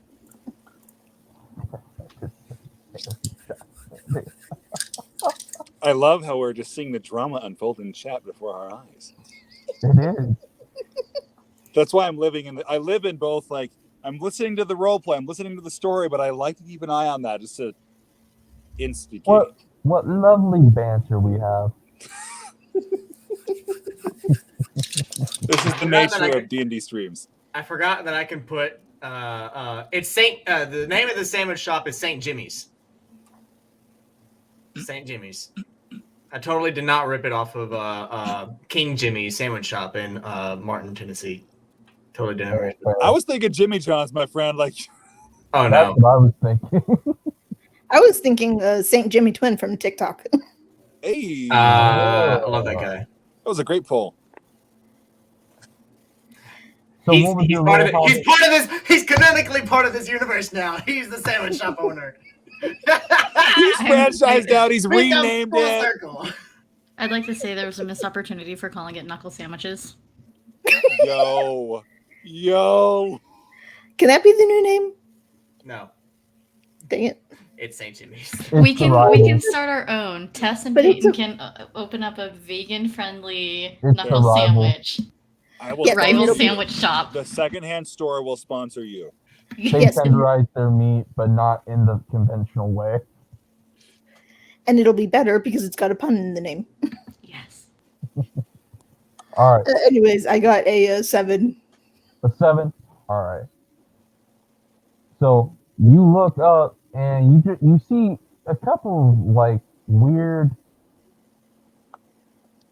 because it looks like scales for the roof, but there's a couple there that are smaller. They don't look like they're cracks or anything like coming off of the roof itself. It looks like it's on top of the roof, and they're different colors. It's a lot darker gray, kind of marble like look to it, whereas the roof is more of a purple, like a lavender purple. And you hear this just really loud screech. Nope. Where does the very loud screech come from? It kind of bounces off of the walls as you're in this courtyard, but it kind of resembles the sound of tires screeching. Nope, I don't like that. I like that Okay. guy. But at this That was point, the thing that I you did. have seen the ambulance heading off towards the dormitories. So maybe it was something that, you maybe imagined in your mind, or it's just the tires of the ambulance coming to a halt. Might have been that. Might have been something else. Maybe something bad. Maybe something good. I guess we'll never know. Jeez. Thank you for getting that reference, Dale. Hey, I also understood that reference. Well, thank you too. Let's see. Is this a good time to use this ability? Do it. That episode plus Stimpy's fan mail, that part gave me nightmares as a kid for the Oh, same. longest time. And it doesn't help that my dad both loves the show and has a stuffed wren still in the packaging, and you pull its belly button and it makes sounds. It looks so creepy. That's disturbing. I would take the Annabeth doll any day of the week over that stupid thing. It's up in the attic and it stays there. Yes, as it should. Really, it should be buried in the backyard, but that's besides the point. My dog will dig it up. Anyway, yeah. I think I'm going to use my spectral intel. Okay, yeah, go for it. And this would be investigation, right? Yes. Okay.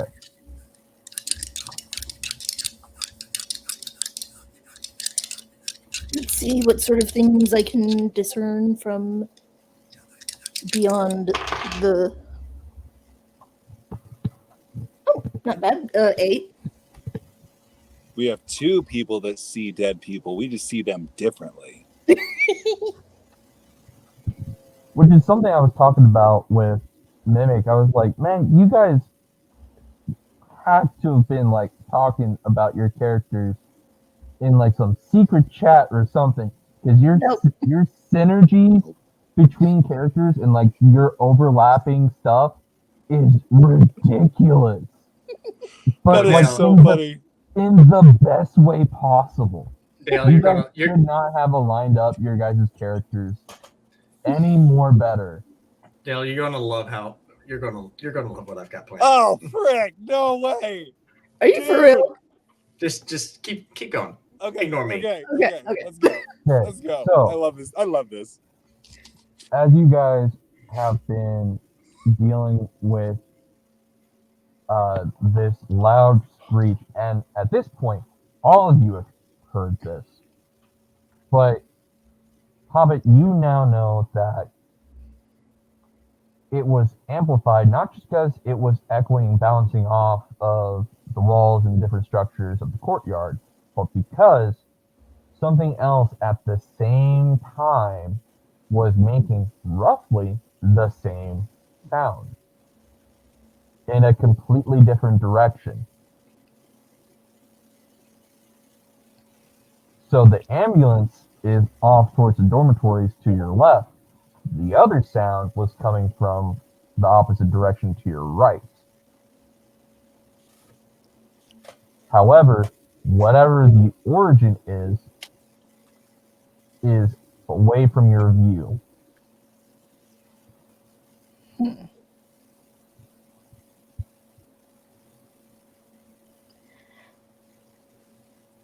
Against all better judgment, I'm going to go towards the mysterious one. Well done. And thus I have split the party.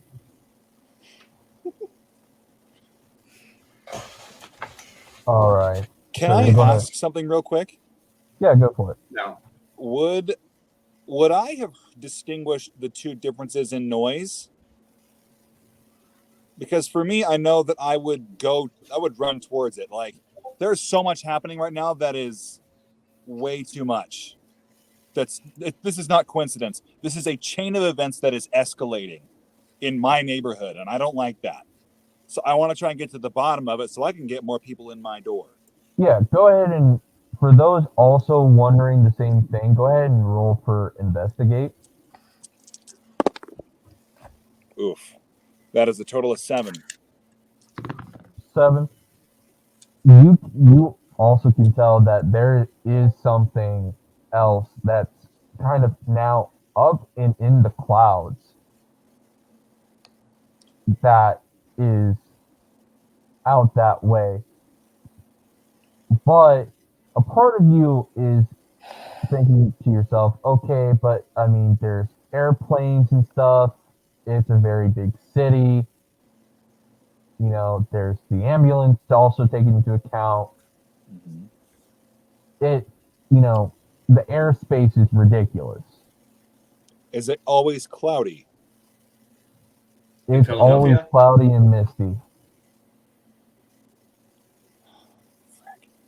Okay. Now, I said I had gone inside earlier, so I'd probably want to.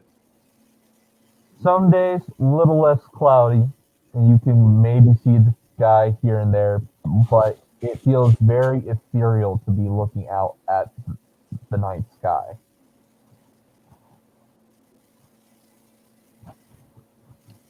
Or, you know, whatever part of the day in which you are looking at the sky. I think, you know what? Remind me what face the danger is again. Is that even relevant right now? If you're looking out to the courtyard, it is to your left.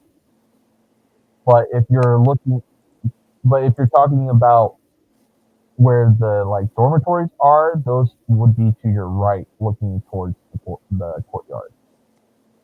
Okay. The face danger ability is avoid a hit, endure harm, or resist an influence. Right. Okay. If you're thinking of doing something stupid, that's take the risk. I think I'm going to take the risk and like pursue the other sound just to see, like, it's not really investigating. I am chasing it down, whatever it is. Okay.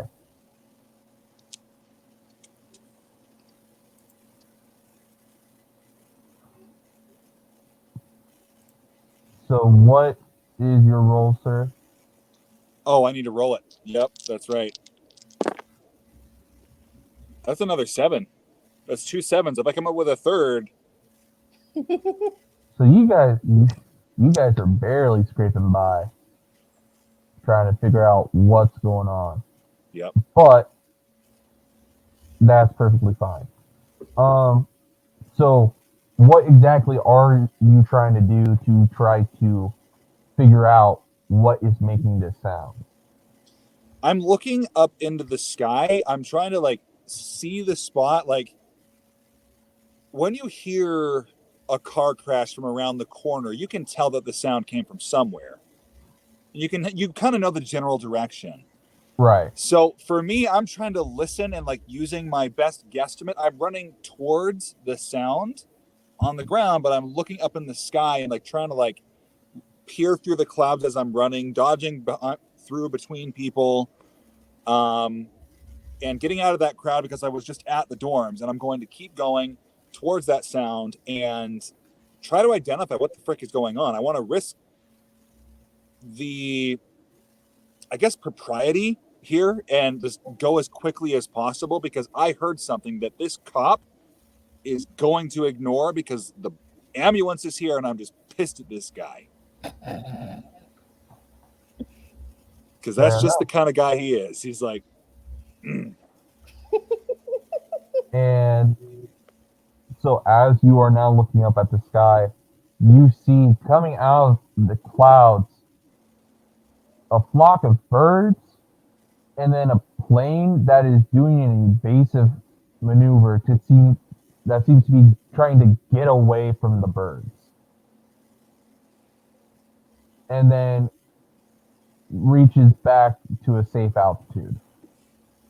Back up into the clouds. so I slow, I kind of clomp to a stomp in my tennis shoes, my designer tennis shoes, by the way. He wears a suit and pants, but shoes like that. Anyway, he's just kind of huffing for a second. He taps his walking stick on the ground a couple times, curses. He's going to try and scout around and find some familiar faces at this point. Like he wants to connect with people that he has met before that might be of assistance. All right. So everyone is now heading over towards this area, right? I mean, I know Knight, I'll have to ask him when he gets back. Yeah. Yeah, I'm definitely heading towards that area. I cannot move my token, by the way. That's right. You are on here now, aren't you? Yes. Allow me to fix that. For some reason, Bodemus. it was under... Okay, so you should be able to... Go ahead and try it now. All right, give me one moment. All right. So what have I missed? Can you move that? Is that... No, that's not in the way. Okay, I need to refresh. All right, that's fine. It's whatever. Basically, We died. Dale was trying to Fantastic. figure out what the origin of that screech was that was going on at the same time as the ambulance, right? Turned out that there was an airplane in that area doing an evasive maneuver to get away from some birds, and then it would cruise back up to a safe altitude back into the clouds. Interesting. Can I do something? Yeah, what's up? So I went inside earlier, right? Right. Would you say that there was a commotion after hearing about this, like between students, and something that where I would have overheard it, that this had happened? Inside, you would be hearing from the secretaries, very one-sided. You know, they're trying to reassure the kids that the police are handling it, that there's going to be an ambulance on the way. You know, All right. not to cause a big commotion when the authorities show up, to stay out of the way and clear the area. So, and stuff like that. Okay. I probably would have had just gotten started getting into my clothes, started going into the room. I'm trying to remember the maintenance rooms where I have my locker and stuff when I overheard this. So I haven't even changed clothes yet. Still have my suit, jacket, white button up, and my ears perk up. And what was a sour face earlier that seemed to be lost in thought just seems to brighten real quick. And he has to almost hide his excitement real quick. He's like, "There's a dead person on the campus, which means that there's more to the mystery, even more than before." Oh, don't look at me. Okay. And he moves on, and very first thing he does is I'm going to cast Farseek. I'm going to use Farseek. What essentially that does, it connects my eyesight to any avians in particular in the area, and if there's none, it just kind of fails. It just I'm like and allows me to see in places where I can't see at the moment. Well, there are a couple birds that just flew away from that plane. Mm-hmm. All right. So I'm specifically going to take over one of their eyesights and try to look at where this incident occurred. Okay. Try to find it, because I don't know where it's happened other than dormitories. But there's ladies' dormitories, men's dormitories. Also, how tall are the dormitories? Are they 3, 4, 5 stories? They're about 4. 4? Okay. Interesting. And so once I figure out exactly where it's going, I've lost Dale. I don't know if we've just lost visual. He may have gone to do something. Probably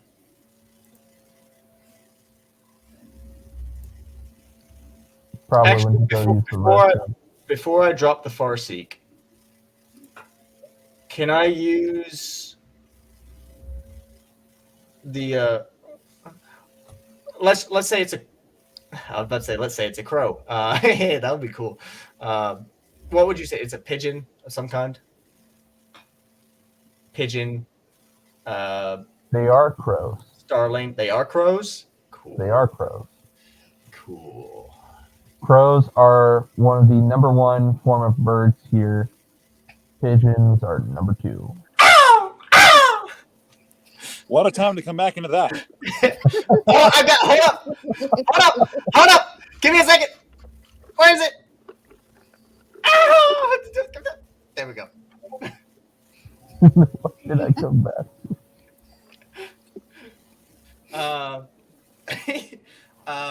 But I'm going to use the crow's vision to fly around, and I want to investigate around that area, or at least attempt to see who all's coming in, like what seems to be in the surrounding area. If it's an ambulance, how many people are nearby.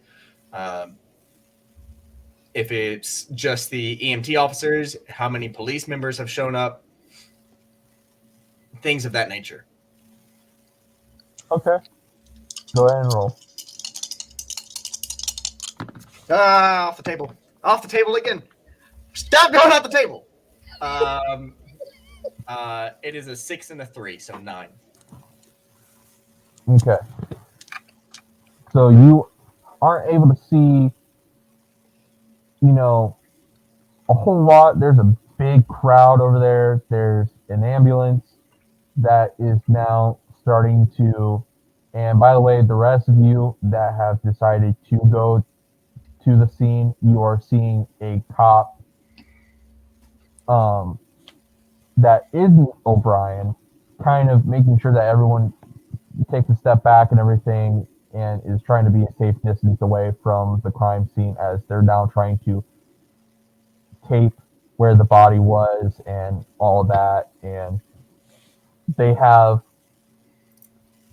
the body covered with a sheet, not necessarily a body bag, because they're kind of hoping, and the medics are talking, they're trying to see if they're going to be able to try to bring them back somehow once they get back at the hospital and try to kickstart them, rejuvenate them. But until then, they're going to have to try to use a defibrillator on their way back to the hospital.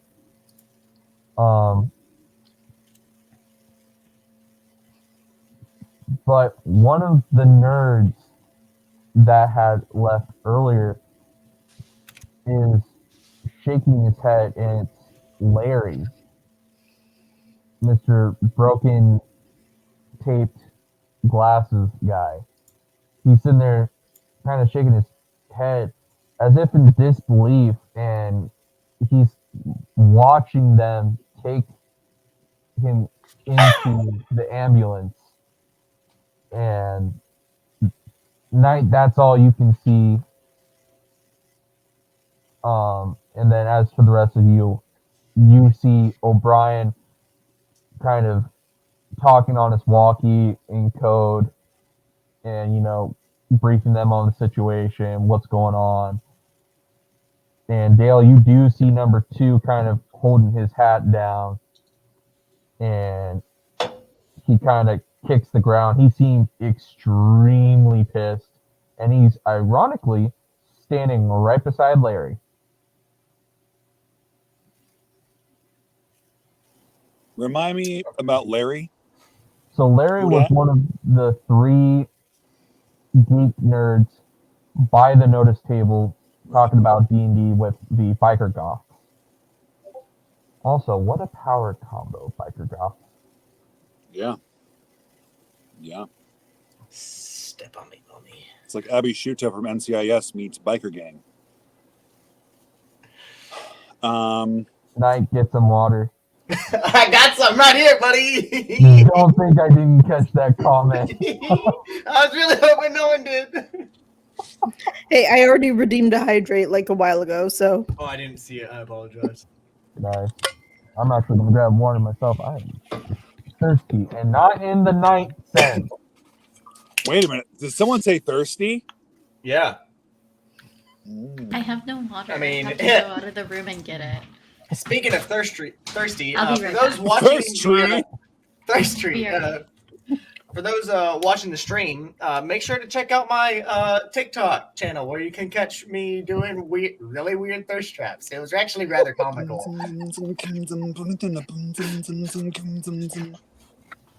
But yeah, it's a lot of fun.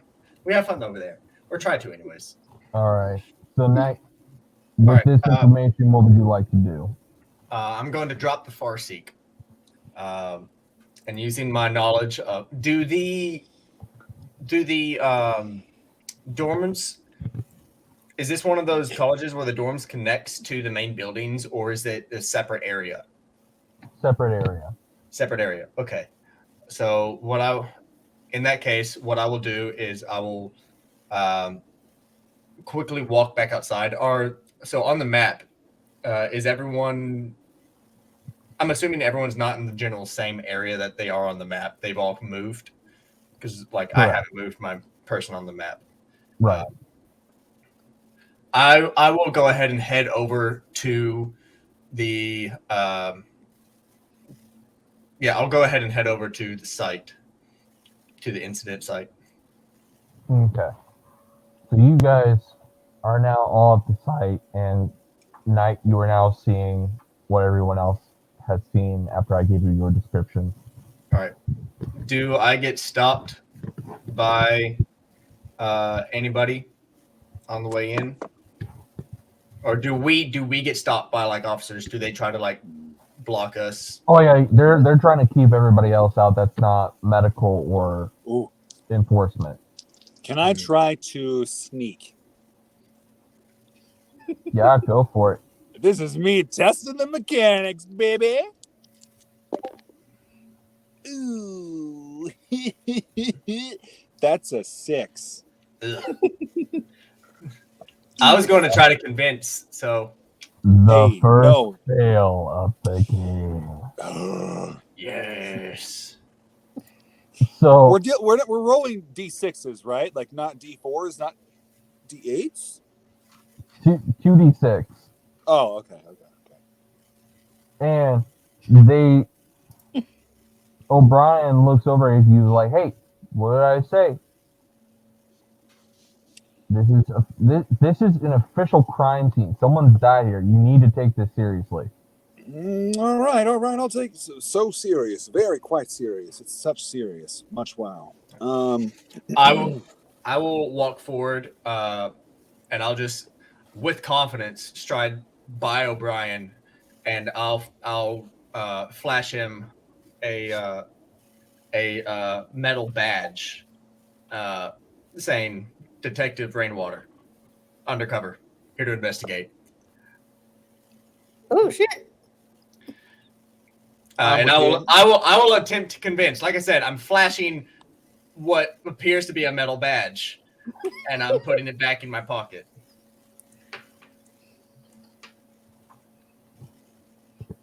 It is in the shape of a police badge, and it does look official. Yes. Because it's stolen from my grandfather. Go for it. Let's go, baby. Yeah, my grandfather was the old head of police chief. So I just get all the rolls, man. Happened to acquire a couple things of his. We have 8 buttons to push in this game. Push the buttons. Do I get any modifiers for this? Well, you got a prop, so I'm going to go ahead and give it to you. All right. Well, it's a base 8. 8. 6 and a 2, baby. My favorite dice is not doing me too well tonight. My unicorn fairy princess dice are rolling really high. So he's sitting there and he looks over at the other officer, and they're kind of talking to themselves, and they shrug and they're like, "All right, go in." But then the other officer, not O'Brien, starts to radio into the precinct to confirm whether there is in fact a Detective Rainwater in the database. Can I do something to help either like assist or further convince? Go for it. Just throw As- in a roll. Give me With one. I'm modifier. gonna do the Yeah, role I'll- play just to show you what I'm thinking. Hey, Detective Rainwater. I apologize. Just you know how these things go. I'm trying to do my best to be a good community citizen. Just make sure that you and I look at the Officer Brian. Just make sure that you work alongside these fellas. This is our children we're talking about, after all. Well, Dale, I did say I was undercover.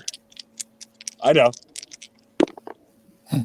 I still got a 9. The officer stops radioing in. He's like, just whatever it is that you plan on doing, just hurry up, will you? Excuse sir. me. I'm with him, right, Detective? Yeah. I pause for a second and look at you. Yeah. I could use a second opinion.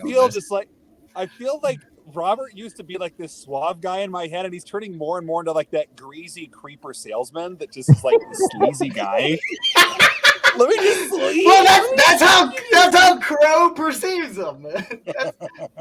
Just sitting there holding his hands like he's constantly having hand sanitizer on him. That's how Crow perceives him, and he's just like, yeah. I love it. Sure. Okay, cool. All right. Good guy version of Penguin. All right.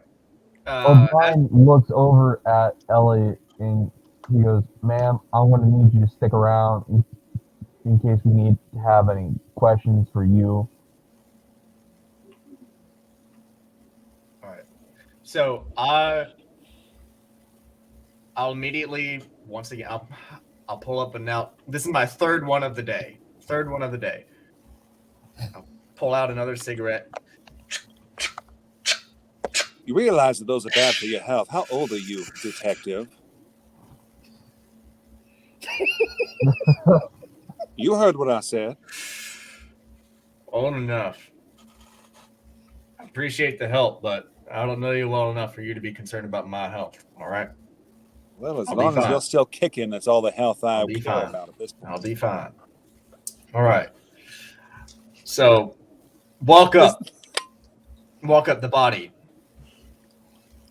Like I said, this is what was designed to be a Sherlock Holmes character mixed with like a blue collar worker kind of personality. I love this.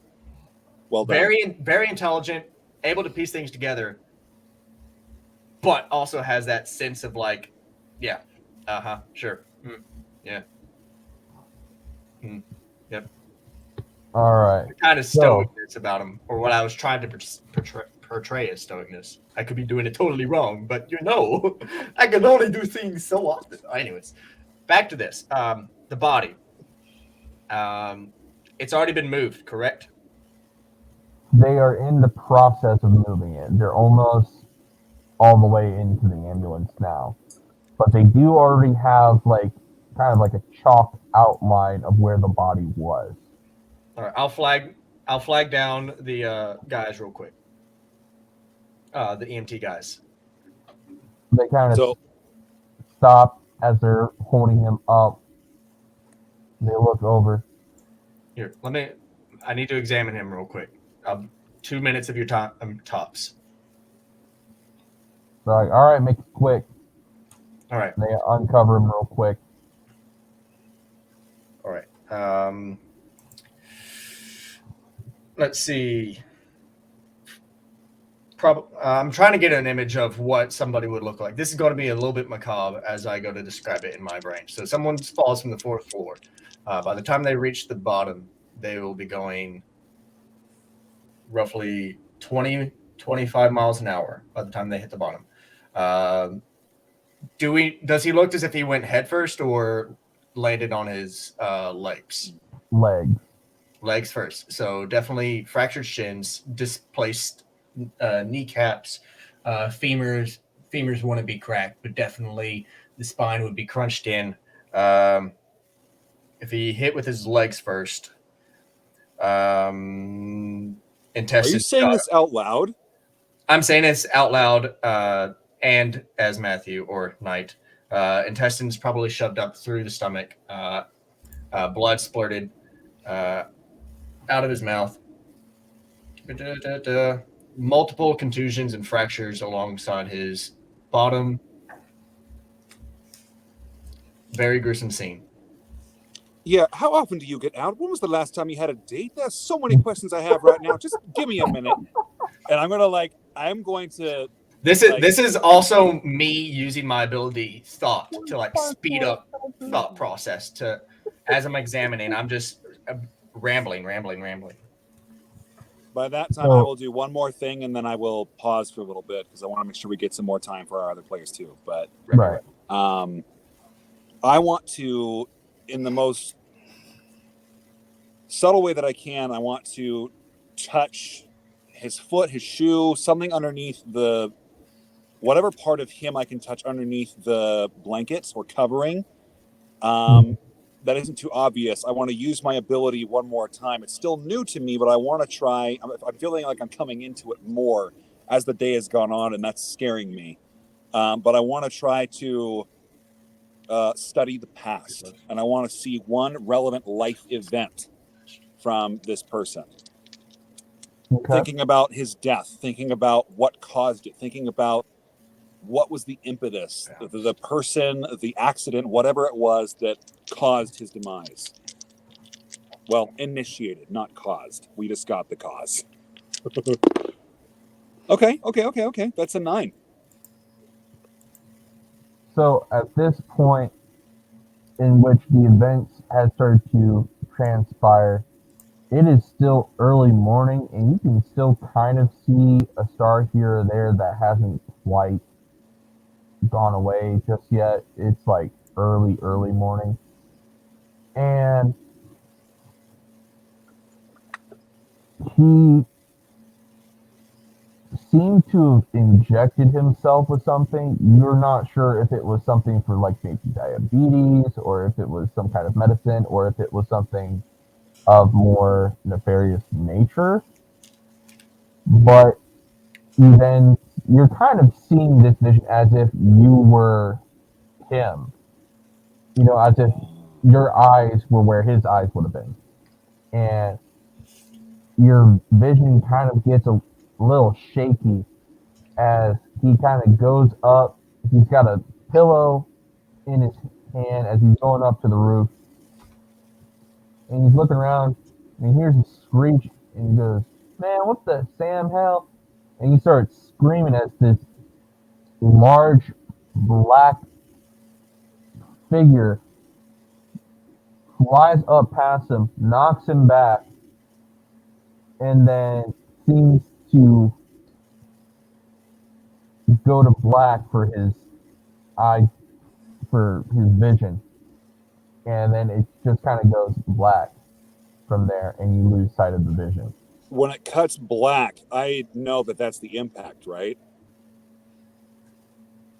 You feel his absolute fear and confusion and bewilderment, and then you come to from the vision as you then know the impact happened.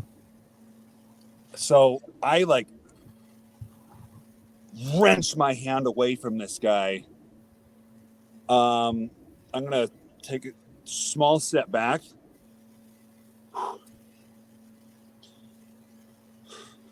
I'm gonna take this kid by the arm, look you dead in the face, we got to go talk somewhere. We got to go. We got to go now.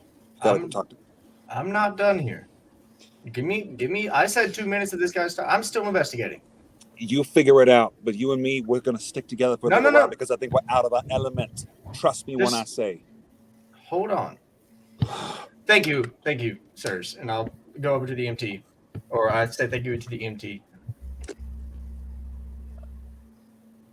Really quick. I think we have a lot more. Looking him up and down,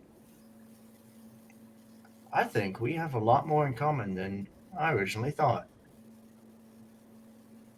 I'm not sure I gather your meaning, but that's either the best thing I've heard all day or the worst. We'll have yet to determine. Crow gets a crooked smile going, and his brain. You can see his vision just fades out real quick as he begins thinking. This is the most jacked up version of Sherlock and Watson I've ever seen.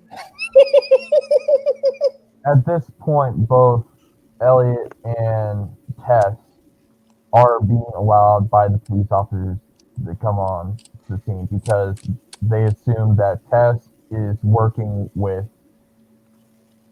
Peyton on some level of staff, and they know that Peyton is the dean's daughter and his second in command, so to speak. Tell me, Dale, I'm forgetting your character's name. My name is Robert Trebore. My friends call me Bob. For you, you can just call me Robert. Robert. Well, do you like music? Is this the time, or are we singing some? Just bear with me. Do you like music? You seem like the guy who would like some moody blues. More smoky blues, but that's just me. Some moody blues. I'm making a very intentional reference for anybody who really likes JoJo's Bizarre Adventure. All right, and I'll walk over to the chalk outline, right? Uh-huh. At this point, I see Miss Tess and Peyton walking over, waving. Do the officers still seem to be around, or have they departed? They seem to be now kind of taping off the area. The crowd is kind of dispersed, all except for number 2 and Larry. All right. I'll look down at the chalk outline. I'll look up. Look at the top of the roof. All of you follow me, and I'll just storm off. Like I have this wild look on my face as I'm seeming to connect certain dots, and I'll walk off. Follow me. Son, you look like you're connecting dots. I've already got 15 steps ahead of this. Which direction of this little puzzle are you trying to solve? And I'm stomping after you. Also, Knight, you wanted to look at the body, right? I looked at the body, yes, to see if there was any clues on there. I imagine you mentioned something about him injecting something. I imagine that I saw like a what would be a wound where he's an injection wound, an injection point. Yeah. Yeah. Was it in the elbow or finger? It was elbow, but for the rest of it, I'm gonna need you to do an investigation roll real quick. Okay. As between you and you looking at the body and you seeing the chalk. 9. And I'm not done with my investigation. I've got one more point that I want to, or one more observation to make. On the body, aside from the ejection point, you notice a bunch of slashes along its arms. Like around the forearm wrist area. And they seem pretty clean cut. But you don't see a knife or anything on them. And they seem a little bit large. Almost as if a machete were being put to him. Did he have a student ID? He did. Could I have nicked that? I'll go ahead and allow it, yeah. and I would have pocketed it. Stealing evidence. Also, the impact looks as though it came from a story higher than the building itself, which should not be possible. Like I said, I've got something I'm doing, and I'm about to DM you something about that. Okay, I'm ready. I'm ready for my close-up, Mr. Bell.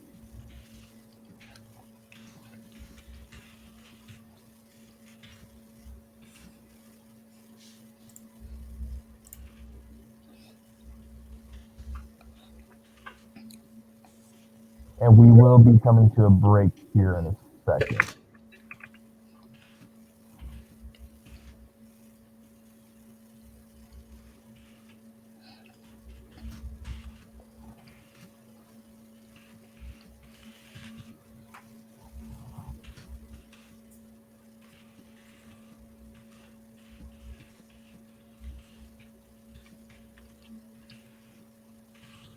All right, there we go. DM'd. All right. Okay. Oh, I got to add Dale back to the stream. Whoops. There you go. Thank you.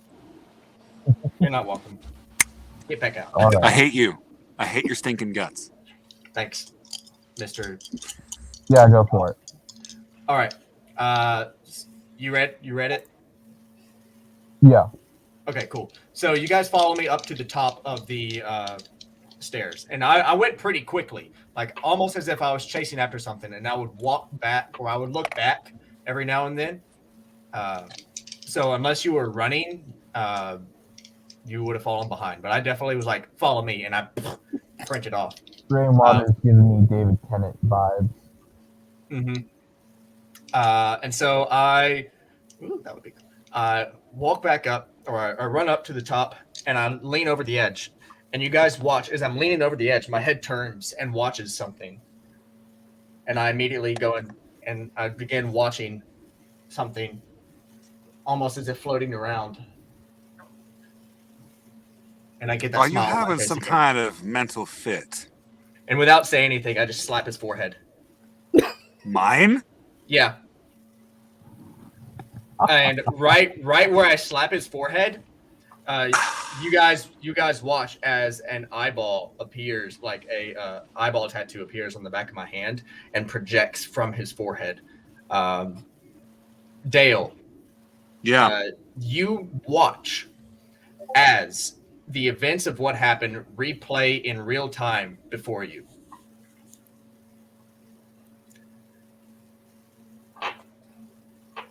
From What when he on except God's the green earth. The only thing is it's in reverse. So we started at when he was dead and then followed him up from where he jumped and then to where he landed, and everything's in reverse until it hits a certain point. And I'll say, play. And then it goes back through. It's the Elden Ring ghost. So for That's those cool. who, or Dark Souls, where you can go over on a bloodstain and activate it and then watch how the person that died there, you get to see how they died. That is cool. We will be in a second, Dale. Yep. Oh, we lost Dale again, but yeah. So when Sean was like, "You guys can all like see things with ghosts," it was like, "There's two of us that can do it." I was like, He's like, hi. "Yeah." Well, I didn't even have the chance to talk to anything yet, so I was trying. What I was trying to spectral intel earlier was to try to talk to a ghost, but I didn't roll high enough, I guess. I gotcha. Well, I'm definitely going to be taking like Dale. I'm going to be kind of taking a step Well, back. that's And let because the ghost is over here now. Yep. Wait, what? Say it again. That's because the ghost is over here. Ah, All right. And so and you two wouldn't have seen it, but Dale and I would have seen it. So I guess I'll go ahead and ask Mr. Shao to replay the events again, but from my point of view, once Dale comes back. Yeah. Until then, hey guys, I just want to take this moment to say thank you all for joining into the stream. I really do appreciate it. It's been a while since I've streamed. It's been a while. Life's been hectic recently. What with me finding a new job, trying to adjust schedules because of time changes. It's been rough, but I'm going to get back into it and hopefully get back into more steady content, both with stream and with Twitch. But I just want to say thank you for being here. Everybody who stopped by and said hello, everybody who's creeping in the background and just hanging out and viewing and watching with us. Thank you. I appreciate your time and I appreciate you being here. And hopefully you guys are having just as much fun as us. I love this character. I may actually put him in a back pocket and keep him for like maybe future games, even try to transpose him into a D&D character. That would be really fun. Ooh, that would be really cool if I made him into a dyed my hair and made him into a cosplay. That would be really cool, really fun. But that's way ahead. At this moment, I would like to thank our sponsor. No one, because I'm not sponsored by anyone. But again, thank you all. Yeah, and we're about to take a break. I think now that Dale's back, we're going to discuss something really quick, and then we'll take like a 10-minute break, and we'll be right back at it. All right. I'll add Dale to the stream. Hey, guys. All right. Dale, did you see my message in the OC chat? I saw the water. Yes, I'm feeling the water, so we will be taking a break here very soon. Okay. But really quick before we do so, and Hobbit, this will also include you because you will now be seeing this ghost.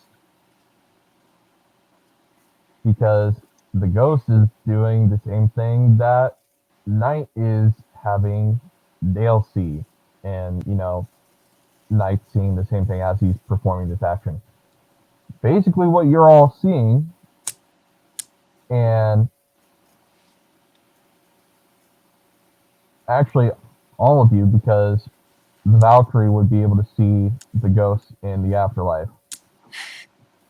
We all see ghosts! You all see ghosts, yes. Let's go! That's amazing. All of you are seeing this poor country boy get kind of hovering, levitating up, back, and over.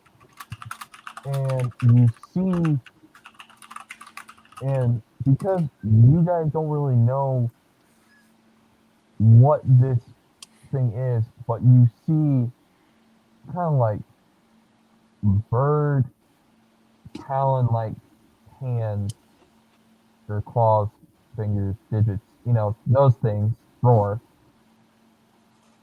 kind of clutching him by the forearm wrist area. And then takes him up a story higher than the building. And then kind of descends backwards, lets go, goes back up. Because again, remember this is all in reverse. Back up from the cloud. And then, I'm assuming at some point you're going to say play. Mm-hmm. So you're then going to see this very incredibly fast winged thing swoop down, picks up the kid, takes him a story higher, and then drops him. And then flies off into the distance. Guys, we have a plane to catch. From the angle, it was higher at that point when it made the screech than the airplane was.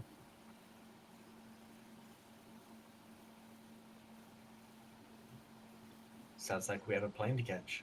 Mm-hmm. And with that, we're going to go on break. Yes, sir. All right. I'll try to put up something to entertain everybody while we're going. So give me a second. But everybody, you're all getting kicked. Goodbye. All right, it is just my beautiful face. So we can have a one-on-one if you want. We can just hang out. Everybody's taking their break, bathrooms. Make sure you guys drink some water too. You got to take care of yourselves. I know. So fun fact. There's a person in my Discord named Disco. Who Disco is constantly messaging and be like, "Hey, have you guys drank water today? Have you guys taken care of yourself today?" And I made her message me, be like, "We're going to fight because I don't do those things. I don't." But it is what it is. Now that I've said all of this, I'm going to quickly skippy bop.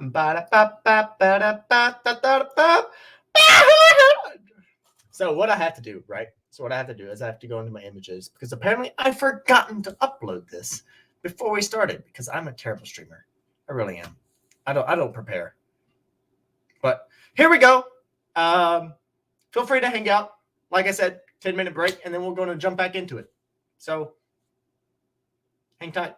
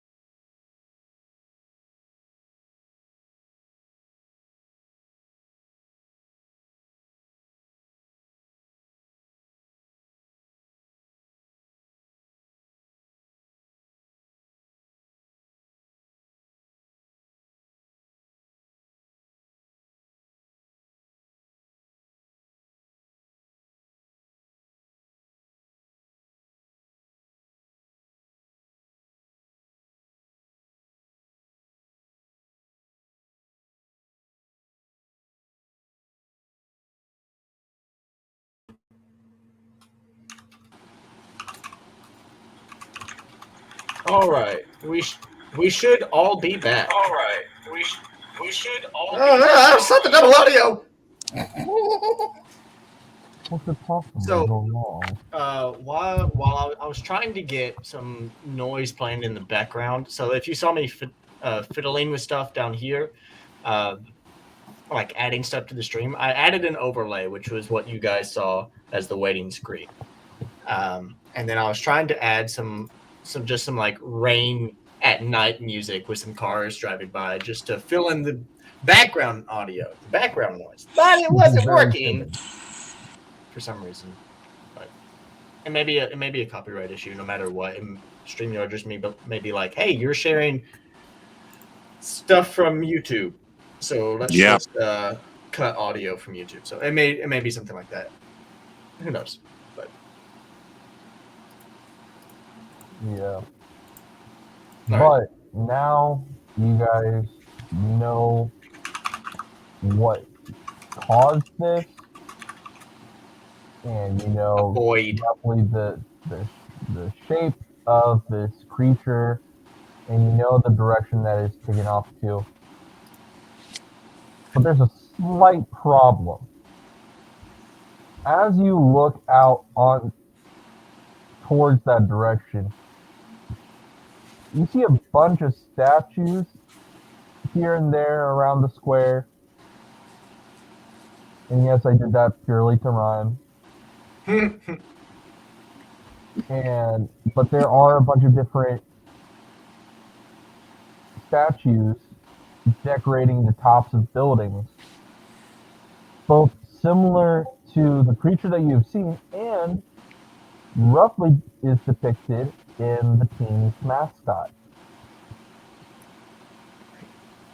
No, I don't like that. all right, Ches Aiden. No, I don't like that. Who's that guy? Yeah. I'm still like reeling from whatever it is that you just pulled.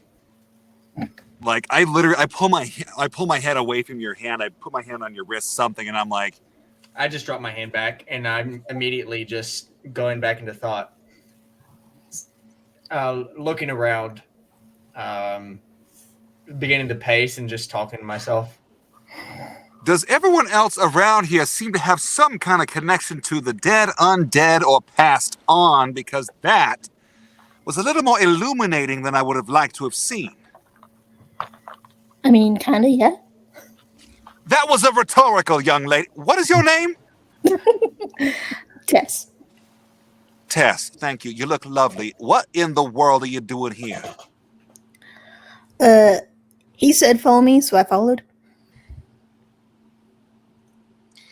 And here I thought I was the one old enough doing the dad jokes. And you, little miss. Oh my, little miss. Excuse me. And I realized, like, I recognize, like, you from the university. Like, I've seen you in different places, like with teams and with like that kind of thing. You see me, like, this is the first time I've had a little slouch to me, but this is the first time you actually see me kind of straightened up to my full 6'2" stature. I kind of tighten my vest down and pull my jacket over a little tighter, my pea coat. My apologies. And you are?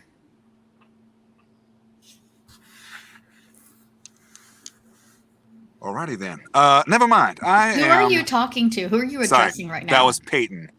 Okay, because as far as I'm concerned, the only RP I've had so far is with my dad, so I haven't been involved in any of this. Because I've only had 1 line or 2 lines of RP so far. So as far as I know, I don't know anything that you all know. Shoot, dude. Okay, let's change that. Yeah, so that's where I'm at. I'm with my dad. I just gave him a LaCroix, and I haven't talked to my sister. I'm not with y'all. Remind me, where are you at? I'm with my dad. I'm Still? with my dad. Okay. I'm with my because he said to get off campus, but I didn't leave him because someone jumped back to other RP. Apologies. So that's where I'm at. I don't know if all 3 of you were there, but I'm with my dad still. Cool.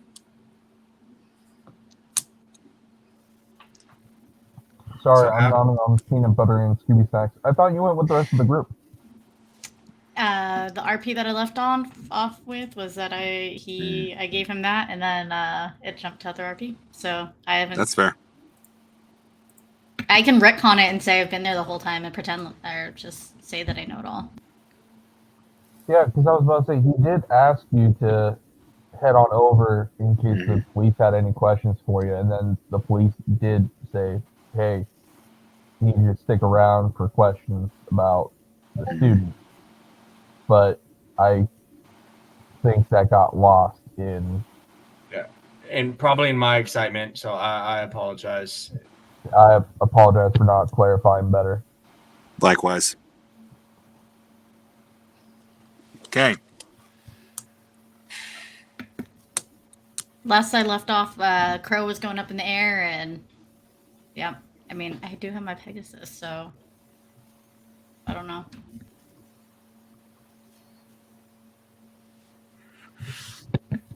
So we did just find out that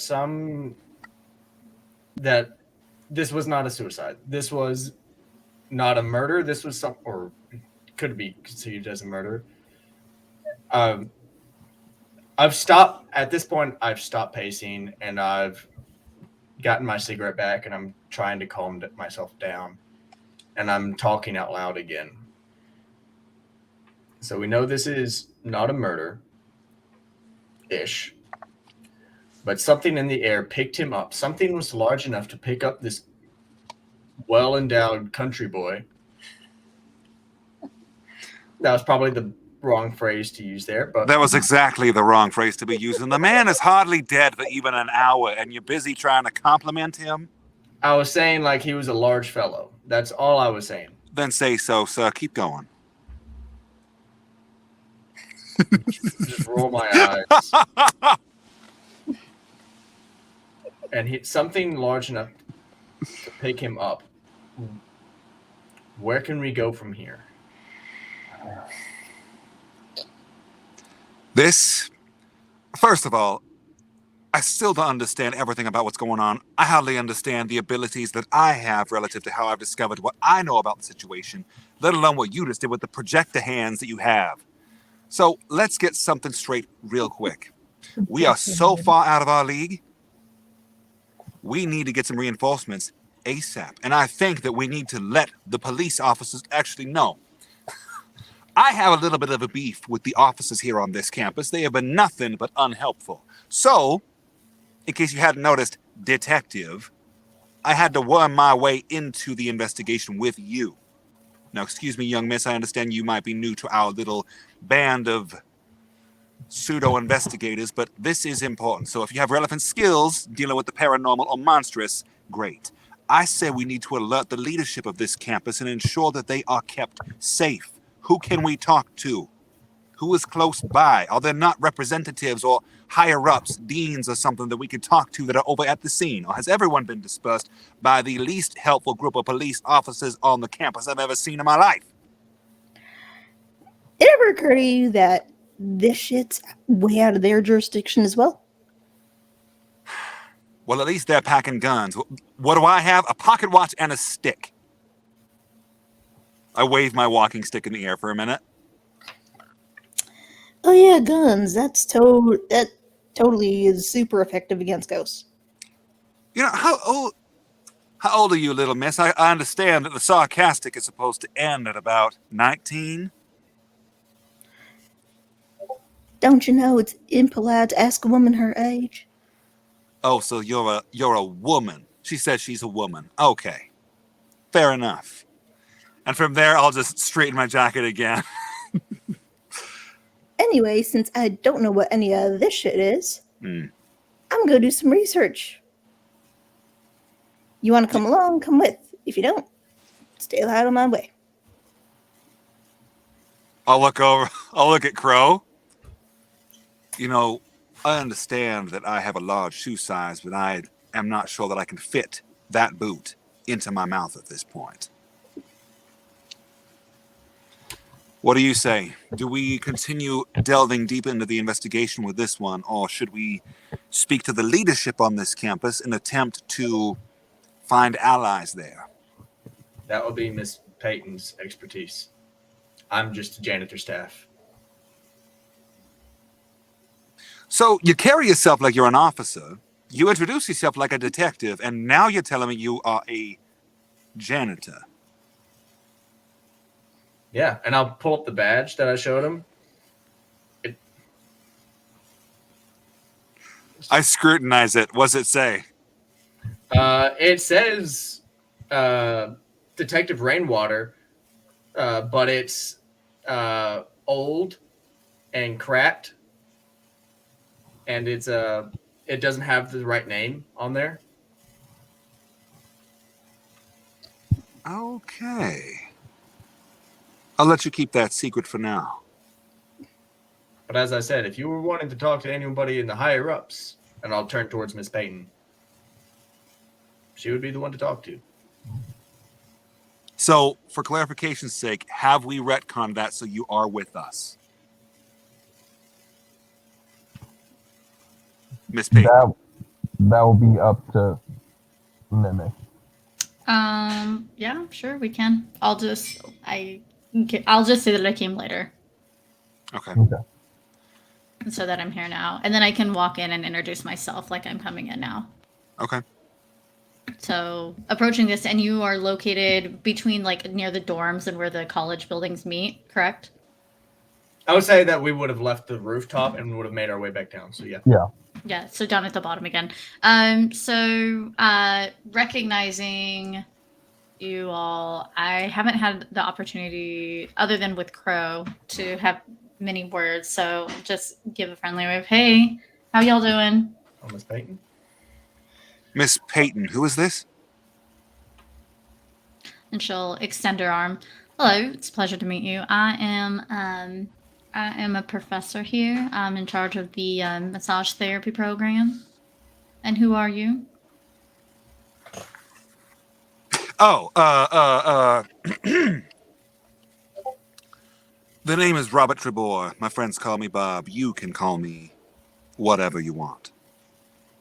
And what was that last name again? Trebore. Trebore. Mr. Trebore, it's a pleasure to meet you. Excellent. And will he shake her hand that's He been will. extended? He took it like, he takes your hand for a handshake, but turns your hand up and then places his hand over the top, gives it one more quick shake, and then lets go. She'll give a polite smile. So what have y'all been doing over here? We've been having a confab of the supernatural variety. And she'll look over to Tess. It's good to see you again, Miss Driscoll. How are you doing? Shit's a bit weird today, but can't complain otherwise. Things are usually that way near the dorms, but yeah, tell me about it. Did y'all hear the podcast released this morning? 7 Bodies Found. You know, I don't know how that show is trending, but I always catch myself listening. It's an interesting variety of topics on it, including but not limited to some potential homicides or suicides. I'm not sure. Do y'all know yet? And I look to Crow. I open my mouth to talk, but I just do this. So, Mr. Crow. Sorry, I was replying. What to somebody? You're good. So she is asking whether or not we have discovered this to be a homicide or suicide. Well, I'll take a hit of my cigarette. It's nearing the end. This is the third one. It's nearing the end. Jeez. Well, from what we can tell, it doesn't look to be a homicide because he wasn't pushed. It wasn't suicide because he landed feet first instead of head first. If it was a suicide, most people who try to commit suicide of that nature try to experience as little pain as possible. They just want to land head first, get it over with, out like a light.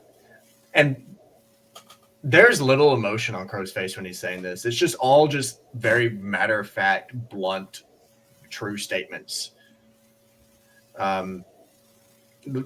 Not necessarily lacking in empathy, but just stating facts. So, we can rule out those two options. We can rule out homicide by mortal means by any chance. But from how far he fell, how fast he was falling, and by the damage I dictated, dictated is the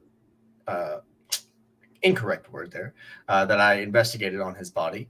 It seems he fell from a much higher height than what intended. So something picked him up, this large country boy that Mama probably fed really well, picked him up and dropped him. And I wonder if it's to be connected with the plane that we saw fly overhead. Because it was flying awfully low and it made an emergency. And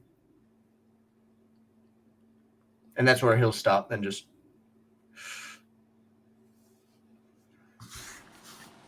So, unfortunately, you missed the light show, and I will describe what it was that Crow did to me in sarcastic and slightly biting tone. I'll elbow you as soon as you start. As soon as you start, I'll just.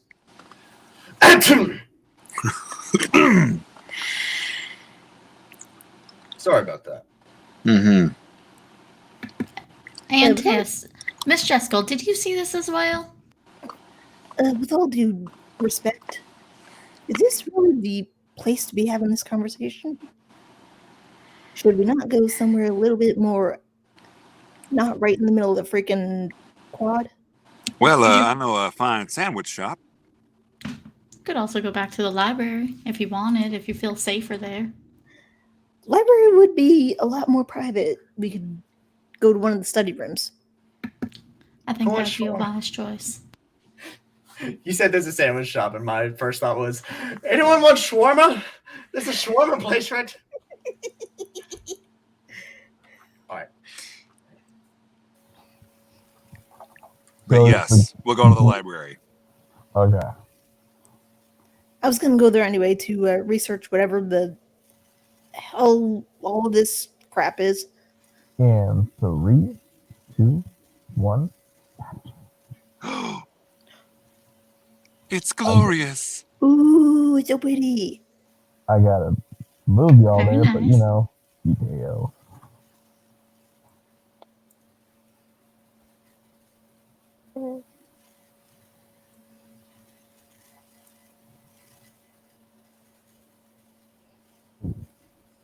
Aha!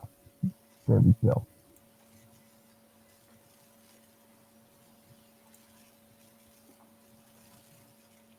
So entrance would be right about down here.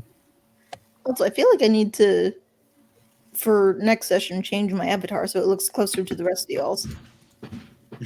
The inconsistency is bothering me. Frankly, I should have made mine a token, like a coin, instead of just random profile picture. Same. But look at him. He's so handsome, though. And I'm totally not playing him the way I'd originally planned. Anyways. All right, so as you guys are walking in, first of all, this is a very, very like Academia studious, well-crafted library. 2 stories, got really nice wood, mahogany rails. It looks very classy. There's a couple of D&D nerd geeks kind of like renting out a couple of D&D player handbooks and monster guides. One of them's looking up homebrew stuff on the side.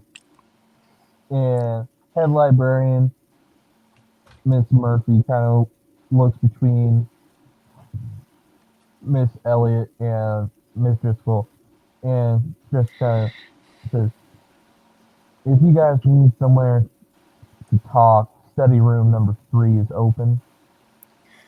Thanks, Ellie. I was actually just about to ask you that.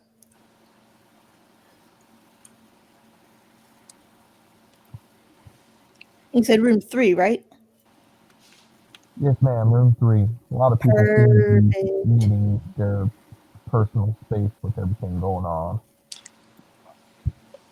Excuse me, but do you know everyone on this campus, or does the student body just tend to know everybody?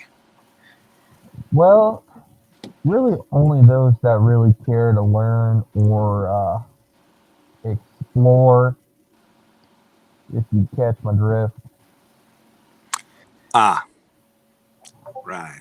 Yeah, sometimes the library is not as quiet as I'd like it to be, but you know. Okay, let's move on without further elaboration. Yeah, I'm in here a lot, so I'm kind of on first name basis with all the staff. Interesting. Students as well? No, not really. Mostly just the staff. Good, that's all I need to know. Let's find our room. I'm like trying not to portray this guy like an absolute a-hole, but I feel like that's how he's coming across, and I apologize. It's fun. Okay, as long as it's still okay, you guys need to let me know. I like him. He's fun. Okay.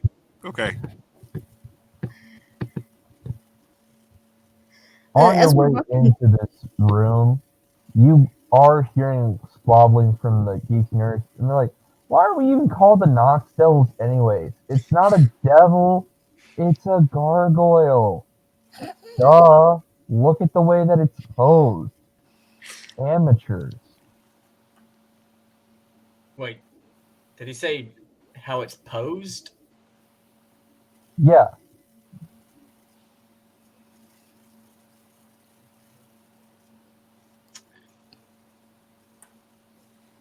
Sorry, overhearing that. What? To get that skibidi bop. Well said. Can I go off on my own real quick and start looking at books for gargoyles? Sure, go for it. Do I have to roll for an investigation to see if I can find? Yeah, it would be investigate. I mean, it'd be clear you know the direction to go because everything's categorized. But if you guys want to do the same thing, go ahead and roll for investigation. Yeah, I was actually going to say the same thing, that on the way to the room, I was going to cut between some of the shelves and just start looking for and grabbing some books.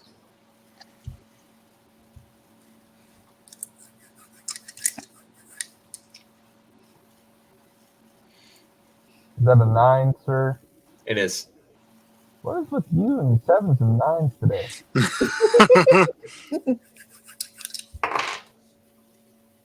I mean, you'd be great at a casino with all those 7s, but good lord. Ooh, I, on the other hand, got an 11. Oh, well done. The first success.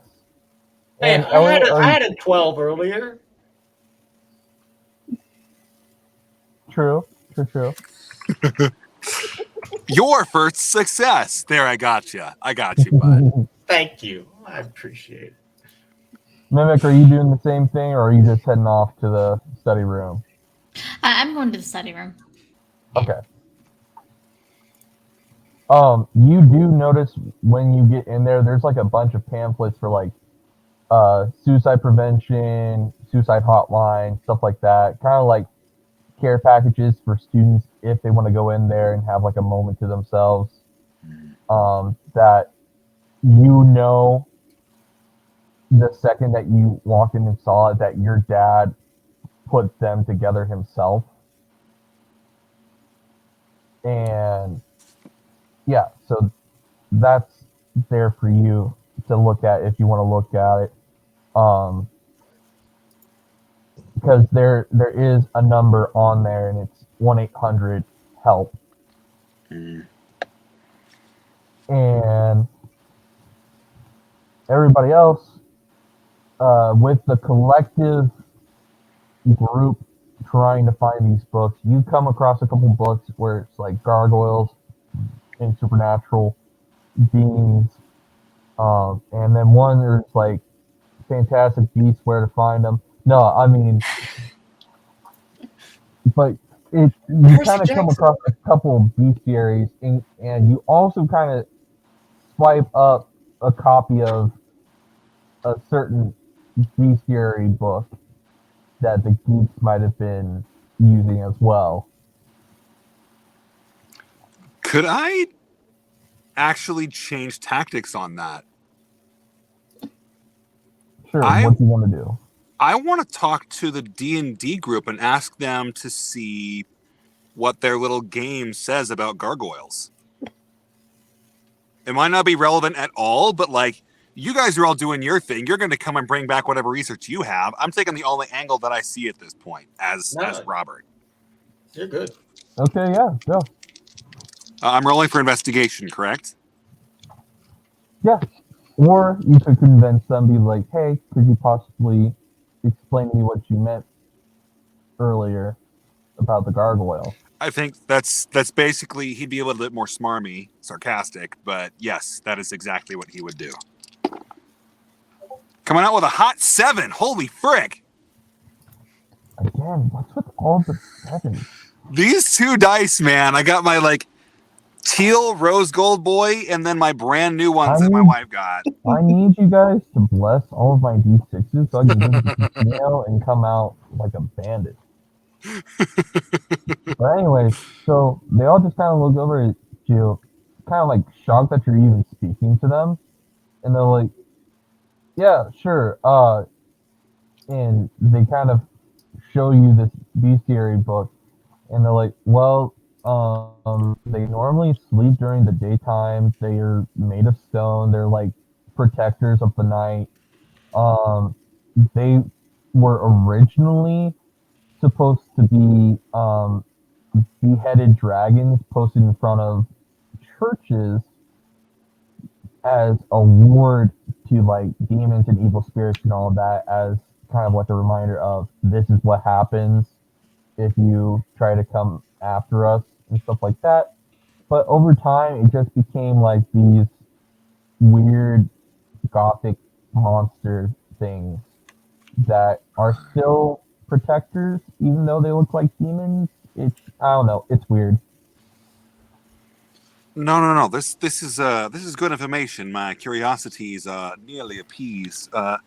Only one question. How often do y'all play this little game of yours? Is it like a weekly basis, or do you do more or less, or? Well, it depends. We do it about every other week because, we all work and, some of us are online. We got weird hours. Yeah. Interesting. Well, thanks very much. And if I swing by again, I may be asking you some questions about some centaurs next, if I may. So I'll keep you posted. And I'm going to turn around. Without another word, I'm going to turn around and walk back to the group. Okay, so now everyone is inside seeing the little care package for kids for the suicide prevention and the helpline and stuff like that. Elliot's in there kind of waiting for the group. So she will look over. Have y'all seen these? And she'll pick one of them up. My favorite ones are the ones with the little lifesavers in them. Oh, they have those.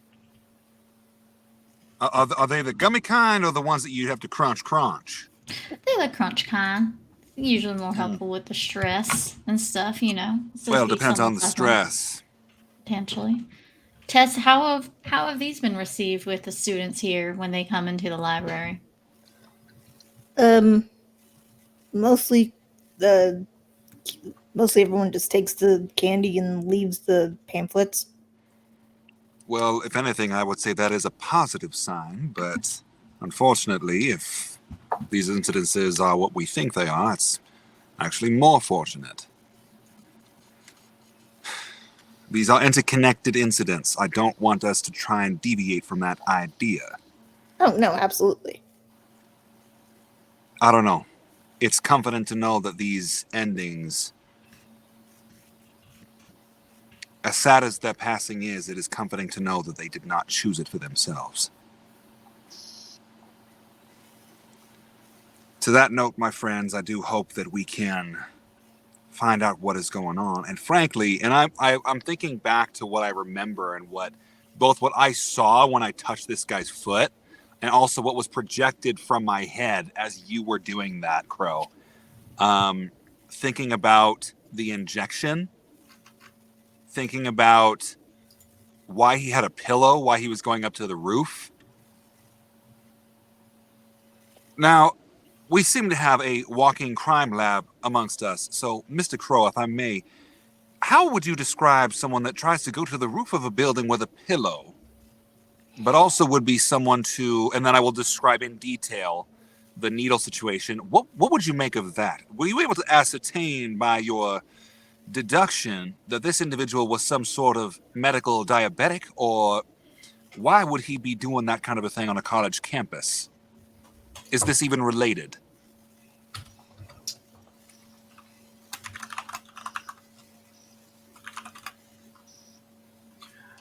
I'm going to reach into my pocket and pull out the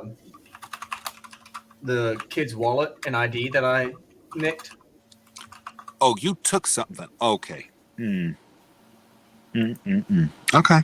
Oh, okay. no. All you see is I pull out a wallet and just start fumbling through it. I didn't say if. Okay.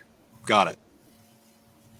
You just see me get curious face, pull out wallet, start pulling out things, start looking at it. Do I see anything on his ID that indicates that he would be a diabetic of any kind? What information can I glean from basic stuff that he may have inside of his wallet, such as the student ID card, his driver's license? I now have access to maybe credit card and some cash, but I'm not interested in those whatsoever. Is he forklift certified? His horse is diabetic. Do you know the movie? No, not at all. I just think it's really funny. This popcorn makes the teeth go pop up. It's from Half Baked. Oh, boy. I haven't seen it. But this horse is a diabetic. That just makes me laugh. That's kind of a funny phrase. Best scene of the Looking movie. into the last name Barnes. So Barn with an E-S at the end. Mm-hmm. You know just from that last name that there's only one Barnes in this town, and they live on the outskirts of town, right kind of where it meets like the country sides and stuff, because they got a farm out there. So you know roughly where his folks are and all that. And you know that if you were to go out that way, there is a toll bridge that you would have to cross. That's probably why he had a little bit of cash in him, so that way he could pay to cross the toll bridge. Mm-hmm.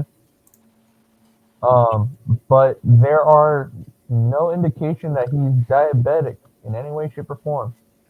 Yeah. So, and I'll say that, Mr. Robert, you mentioned that he was a diabetic, and you explained in this vision that he had an injection site in his elbow. Diabetics don't typically insert their insulin through their elbow. It's normally between the fingers, in the fingertips, or they have something attached to their side that causes them for advanced cases. I'm not for certain if this would be something we consider a medical issue, at least not in the positive sense. Now, this kid, Miss Elliot, if I may be so kind, did you happen to have first name Barnes? I say, parentheses, insert first name Barnes, because I missed that information. What his Rodney. Rodney. Did you happen to have a Rodney Barnes in one of your classes by any chance? And would she have known that? Because the name's not ringing a bell. Or would... You wouldn't have had him in your class, but you would have his girlfriend, Kate.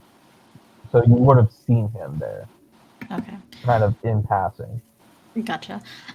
You know, it is a small campus, so while I did not have him as a student, I'm aware of who he is. You know, 2 degrees of separation, and his connection to one of the students that I do know.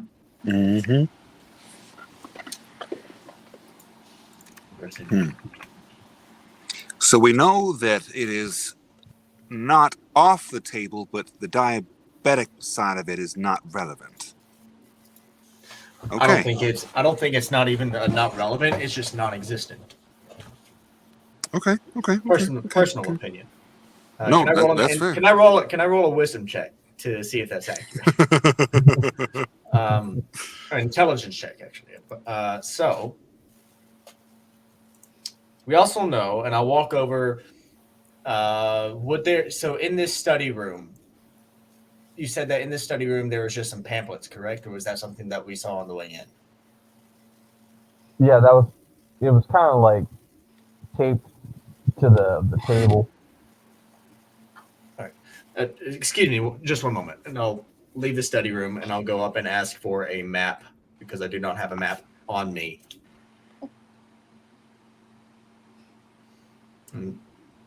See if the lady at the library can hand me Miss Murphy? Yes, Miss Murphy can hand me up. Come on. Everyone knows Miss Murphy. I know a Dropkick Murphy. Very good band. Very good band. All right. I'm waiting on a confirmation from the DM if I have a map. If you have a map? If I can acquire like just a map of the city. She says, "Oh yeah." She has a drawer. It's like, it's weird how many people ask for directions. You think that a lot more people would be able to at least memorize some streets and be able to figure out where they're going? Oh yeah, but now you got like taxis and Ubers and Lyfts. But if you don't take any of those, if you happen to go for a walk, you need to know. True. And she gives you a map. A couple maps. Thank you. I appreciate it. And I'll go back into the study room and I'll lay out the map immediately. All right, so what we know. Rodney Barnes, spelled with an E. There is only one Barnes within this whole town, which is really weird. You would think that Knox would have several Barnes, but that's nonetheless. So, right here, the Barnes family owns a farm with several barns. Okay. I'm trying not to laugh at my stupid joke. Give me a second. Robert Trebore is looking you in the eye, dead-faced, wondering Nice. why in the world you're snickering to yourself. Crow is not snickering. He's straight-faced, but Knight is super dumb and just thought that was hilarious. I tried to save you, man, and you didn't take the lifeboat. It's fine. Anyways, so we know that Barnes family lives over here. We know that he had to take a walk over the troll bridge every day. The toll bridge. Maybe there's a troll in the toll bridge. Toll bridge every single day. Dale is having a party. I accidentally hit a button. Hold on. The lights flashing. That's enough of that teasiness. We're playing a game here, guys. Be serious. You do it to me, I got to do it back. Anyways. And I'll essentially just relay the information that I gleaned from knowing his name. And I'll set the wallet. Actually, no, I'll put the wallet. I'll put the wallet back in my pocket.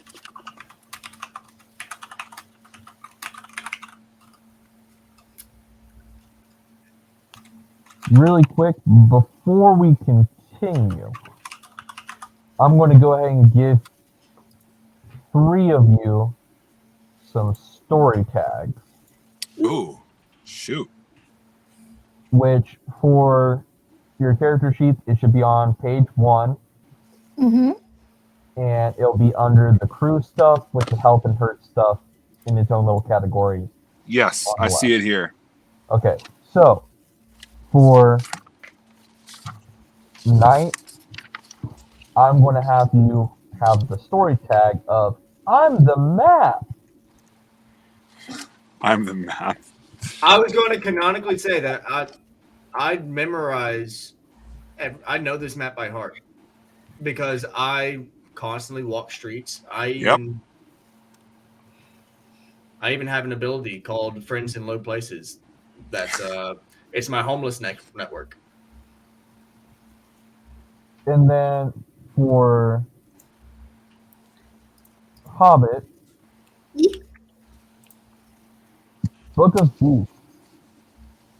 Book of Yeah. Beasts. Book of Beasts. B. And then for Mimic, which is the last one, the help pamphlet. Mm.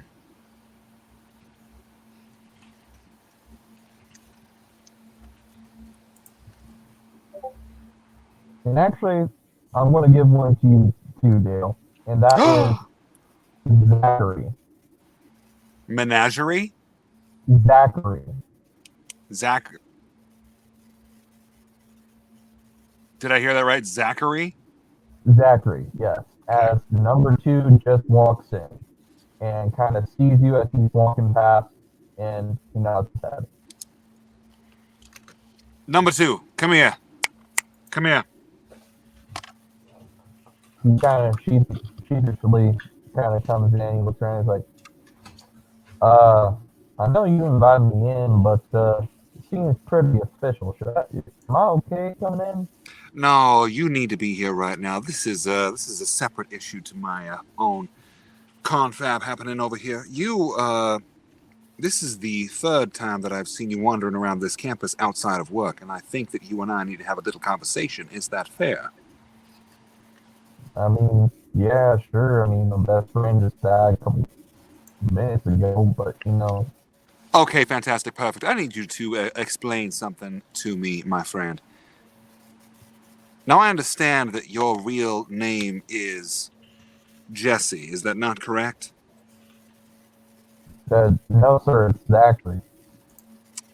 Well, then, that is concerning. Zachary. Zachary. What do you make of all of this? Your friend has just died. You are mourning, and I do not mean to be indelicate, but I need to know that you are indeed okay.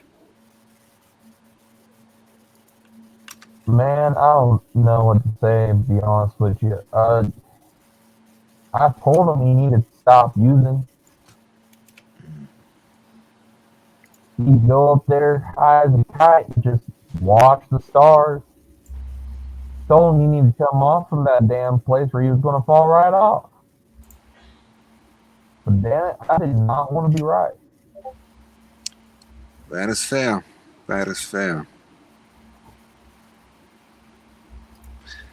What exactly was he using? Did he overhear that? Oh yeah, he's talking openly Got it. amongst all of you guys. Okay, yeah. That's cool.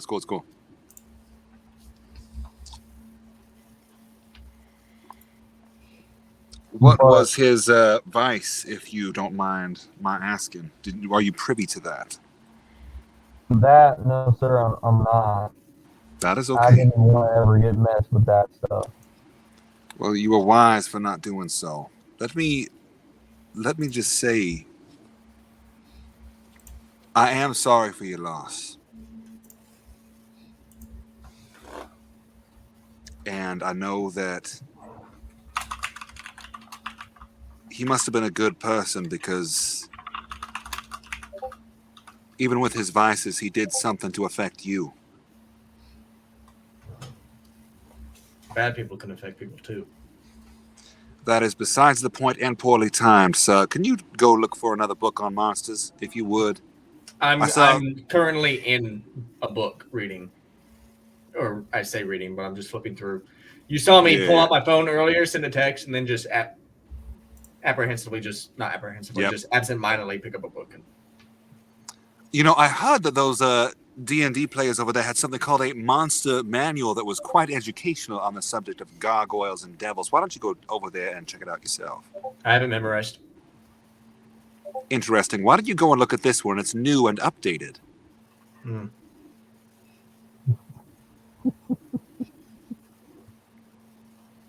Case in point number 2. There are some people that are even more indelicate than I am, but that does not mean that we do not care. Please take what time you need, and if there is anything that I can do for you, let me begin by saying take the day off. If you need it. If you need something to do, I understand that as well. I'll probably end up going back to the store because he was using that money kind of de-stress from his smokes. Both of them sick, so I've been kind of pitching in money where I can. So to clarify, there's a little bit of audio stuff going on here, but I want to clarify that's his parents that he's trying to contribute to? Yeah, Rodney's parents. Got it. Okay. That is mighty fine of you, son. Zachary, I want you to head back to that store when you are good and ready. But if you do go, you make sure that whoever leaves that place does not go on their own. You use the buddy system. That is my direct instruction. He kind of sighs, and then he kind of smiles a little bit too. He's like, does that mean number one's got to stay put for the time being?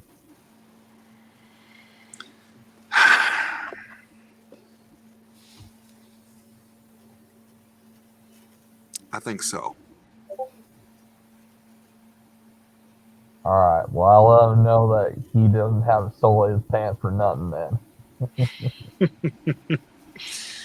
You're a good kid. Take care of yourself, all right? Alright, me too. Will do.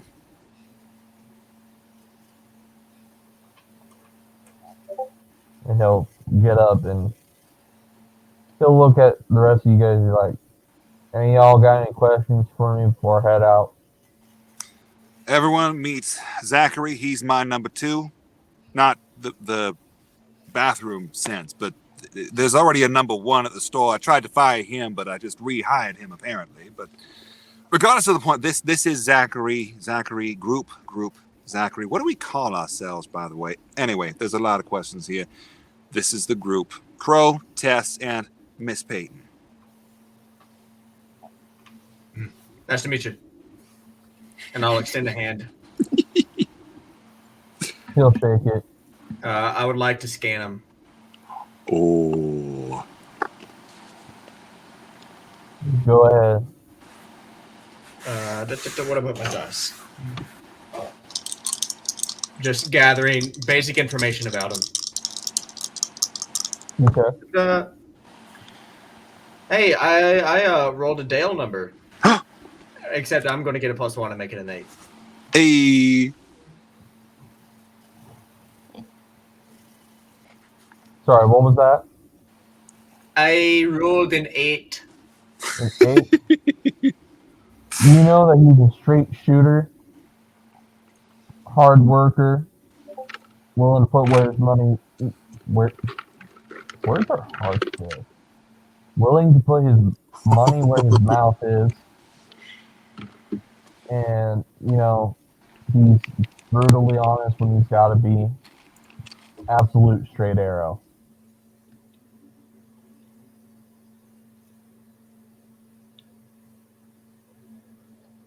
All right.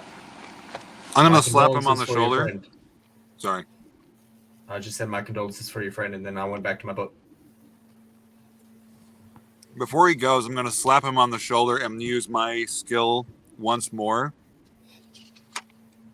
Study the past and get one relevant life event for the past day. Was there any contact whatsoever with something paranormal? Okay, yeah, go for it.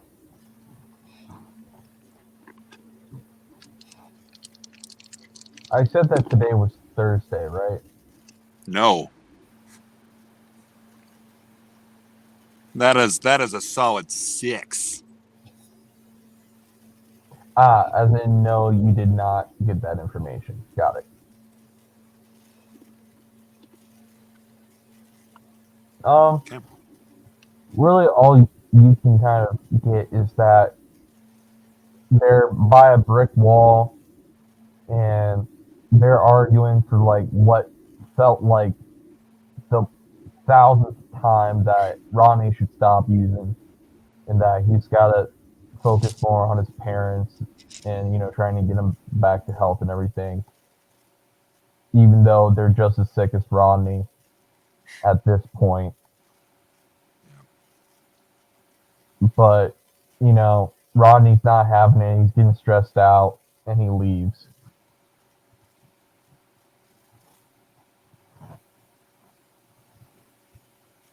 And then you come to. Well, do me a favor and take these batteries back. And I'm going to hand him the batteries. Same way, almost the same as I did when I took Peyton's hand the first time. I shake his hand, turn it over, and cupping the bottom, I place the batteries inside. Do me this favor. While I'm out tonight, I don't know that I'm going to be there in time, so please make sure that my dad locks up and that you get home with the buddy system, but that you do not go outside at all until you need to leave. And when you do, you go straight home. Is that fair? Yes, sir, you got it. Oh, thank you kindly. If y'all plan on heading out to that toll bridge or whatever, Mm-hmm. I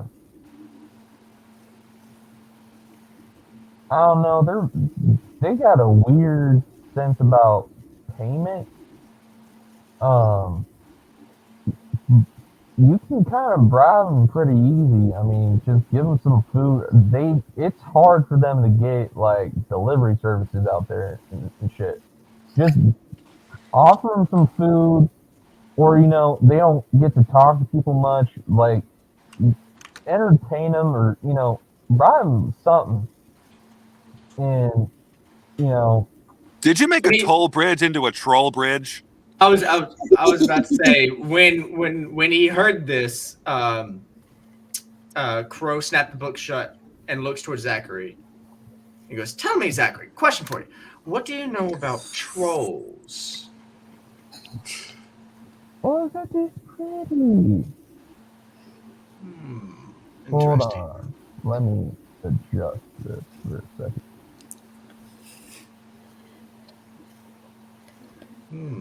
These are very nice.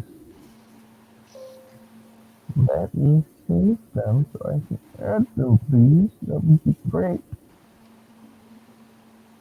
Okay. Sorry, recap as to what you guys were saying. From which point? From which point? Yeah. When did you dip out for a minute to try to check on something? Knight was just trying to ask, what do you know about trolls? I'm actually going to retcon that. I'll just snap my book shut and start paying attention and start listening. So then whatever it was before night. Basically me just kind of giving him a helping hand and saying go straight home. Make sure that my father locks the place down, but that you do not leave the building. If you go to the building, you don't leave the building. You stay inside, and you leave 2 by 2. You don't go alone. Okay, and then he filled you in about the toll bridge. Yep. And from there, it was just kind of a joke that you turned a toll bridge into a troll bridge.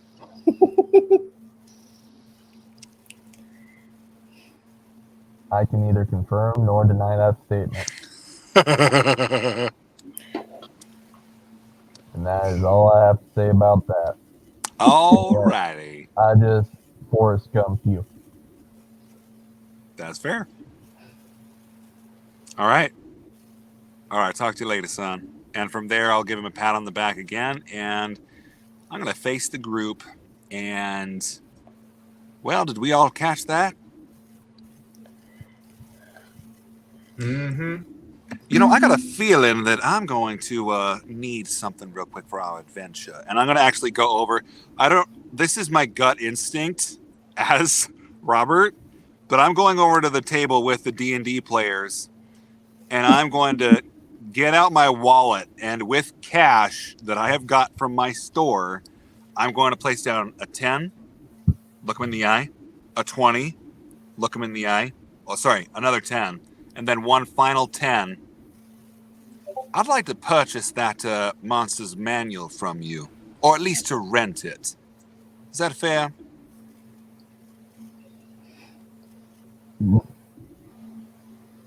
Yeah, sure. Much Here. obliged. And I will swipe it from him. Keep the change, and I'm gonna just This walk gr- back to the group. This crazy salesman just bought our bunch of. We had 50 of them back in the dorm. It was the easiest $30 I ever made. Dale. Yeah. Story tag, Book of Beasts. Book of Beasts, nice. And while all of this has been going on, Tess has been just on the floor, cross-legged, a cryptozoology, basically looking through a big book, the big book of cryptids, basically. Yeah. And the whole entire time she's just been sitting there and you guys can see what I'm doing with a very small, it's a rock, but it looks almost metallic in a way. It's a piece of hematite that she's just kind of running through her fingers while she's reading. And I'm going to see if I can reach out to my third connection that I didn't tell anyone about. And see if I can get in contact with the former Miss Murphy. The original Mrs. Murphy, I should say. Bridget Murphy, the original caretaker of the library. Dun dun dun. Wow. Yeah. Go ahead and do the stuff.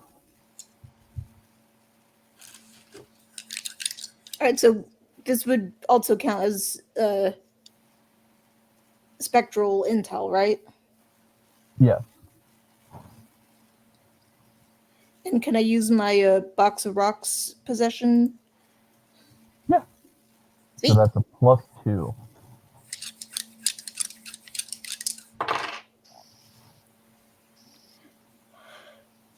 Ooh, that is 10. Cool. So words are hard.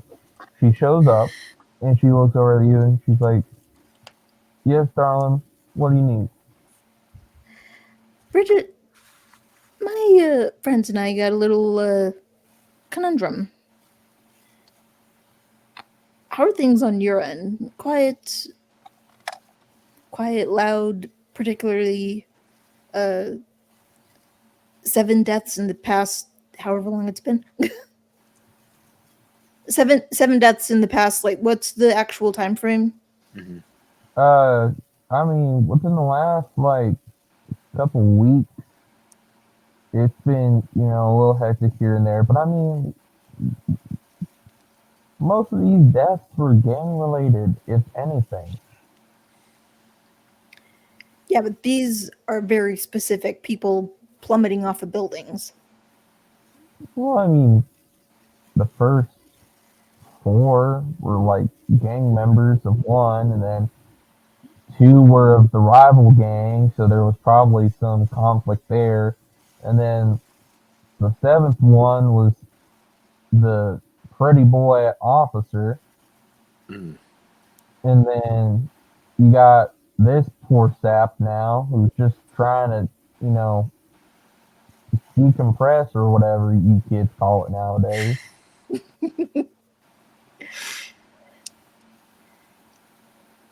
And nothing weird showing up on the crime scene, very large bird creatures.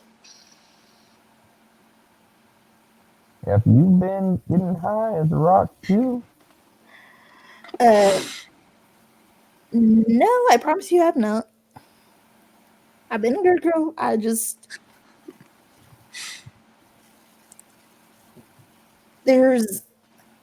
Shit's weird. There's more to this than what it seems. And that's what we're all kind of trying to figure out. I mean, yeah, fair enough, I guess. Would you possibly know someone who might know more? I mean, if you're looking at the supernatural stuff, I mean, there's the Church of Knox and stuff. I mean, you're in a library, so I mean, there's bound to be a book or two that could help you out. Yeah, that's what I'm hoping. And I point to the stack, and I point to all the books that we've amassed collectively.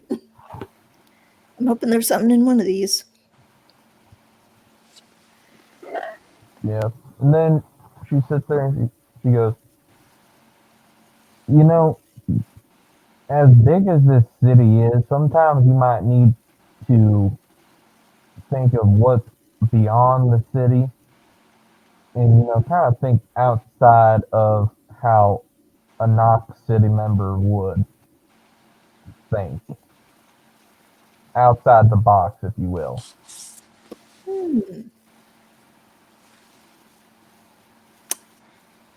I will keep that in mind.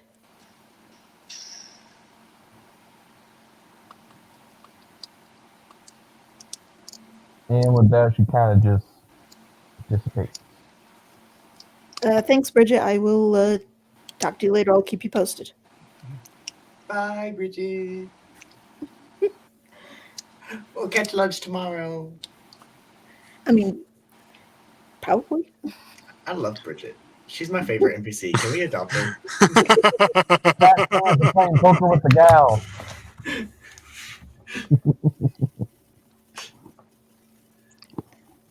All right.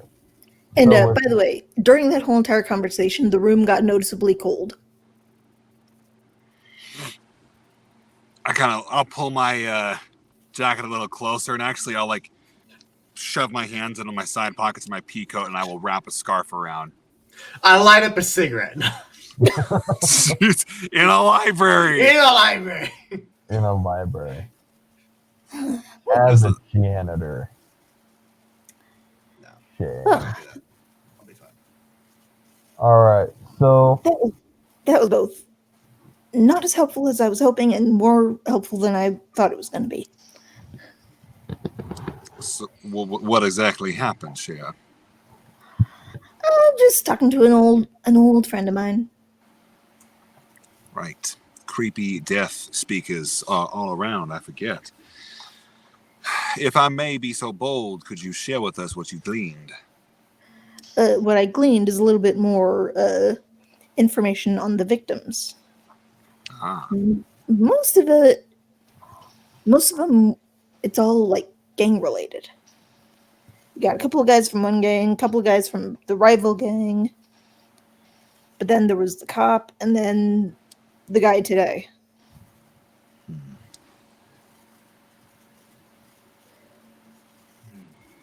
And I don't know what. Well, if it wasn't for the last two, I would know what I would have a guess what the connection is. But then you got the other two guys, so how do they fit into all of this? Mr. Shao, did you check my DM? I did not, good sir. Uno momento. Yeah, I sent it to you like what time is it? Oh, I see that 10 minutes ago.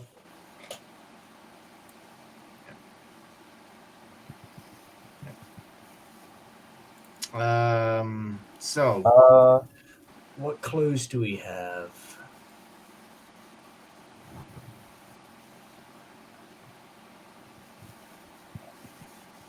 So the country boy ended up being a user of some kind. We don't know what drugs he was using.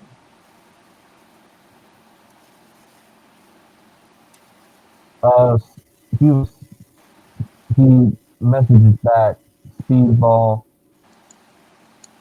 is a combination of drugs where it slows the heart rate but increases the adrenaline. Sorry. What was the Speedball. skis ball? Speed. You'll have to type it out. I'm having trouble hearing what you're saying. Ski on that ball? word. Ski ball. What about the other information? Speedball. And I wasn't asking about the whatever drug he was using. I was asking something else. oh, I'm sorry, I didn't catch that. I was just saying, what I texted you is what I was asking, or what I sent in the text is what I was asking about. I was just trying to roleplay what my character was thinking out loud. Yeah, he was just texted back. Not a whole lot of information. Couple games. Normal scrap fight. Police officer we're looking into. And you know the name, but for whatever reason, he does not bring up the name. And which is really weird because he was a sergeant and he doesn't even acknowledge the title.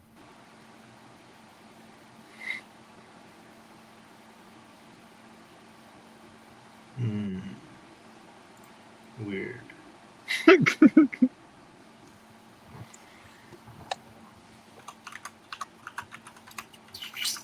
What can I make with this? What? Knight is trying desperately to think. Try to connect things. So why would he not have mentioned a title? And who all is out in the like little area by the desk at this point? I'd say I am. I mean, I made my rental. Right. Is everyone at this point out by the little desk area? I'd say so. Yeah, probably. Yeah. All of you over here,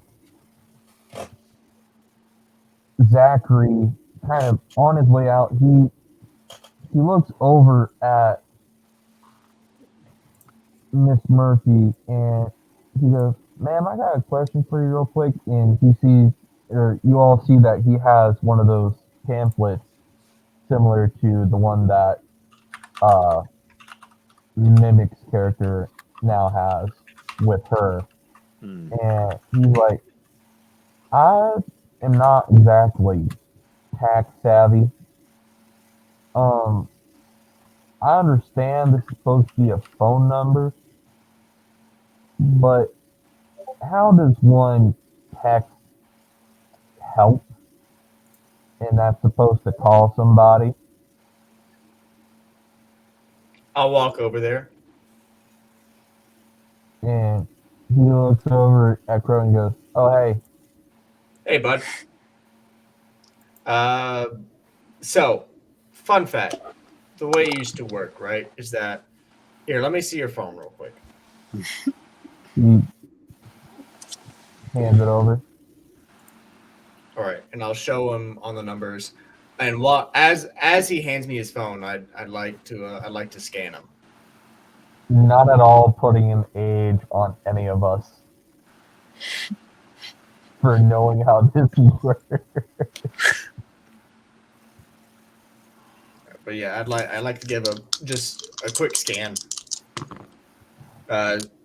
8. And what are you trying to scan for exactly? Basic information. Like I said, you know how Sherlock Holmes, like, he can look at somebody and be like, "Yep, that person does. That person has like 3 dogs because the amount of hair on their legs. Short dogs, Right. even because it only reaches up to their ankles rather than their shins or their knees. whether Well- he's nervous or not, or hiding something. But if he's hiding something, that's up to you. You know that his knuckles are very red. Not bleeding, but they are very red. You can safely assume that he was punching something recently within like the last couple of seconds. He seems to be of a slightly accelerated heart pace, which means set. But he seems to be calming down and kind of in a state of realization and is trying to calm himself down as he's talking to Miss Murphy. What was this pamphlet again? It was It was for suicidality. suicide prevention and like getting help from a helpline. So he just asked how help is supposed to ask. Was that answered yet? How help was supposed to be typed out. Yeah. Okay. Okay. And I was answering him. I was just like, so the way they used to have it is it would be like AA. 1 would have ABC, 2 would have DEF, and 3, and I'll go into the explanation. But while I'm pointing it out, I'm actually I'll point it out as the number, and then I'll turn the phone away as if I'm trying to talk to him. But since the screen is focused towards me, I'm scrolling through and trying to glean information from his phone. That's Dude, are you slick. looking at his browser history? Mm. You see, well, go ahead and roll. I For believe, investigation. yeah, investigation or sneak if you're trying to be sneaky. Math. What's 4 plus 5? 9. Sorry, guys. I'm tired. It's getting really late for me. Yeah, I hear that. Yeah. Yeah. So you see a couple phone calls towards Rodney. He never picked up the phone, obviously. Not really much going on. Everything seems relatively fine. Nothing really out of the ordinary. Couple phone calls to Rodney's folks. But aside from that, there's nothing really out of the ordinary there. All right. And then I'll hand him back his phone. So,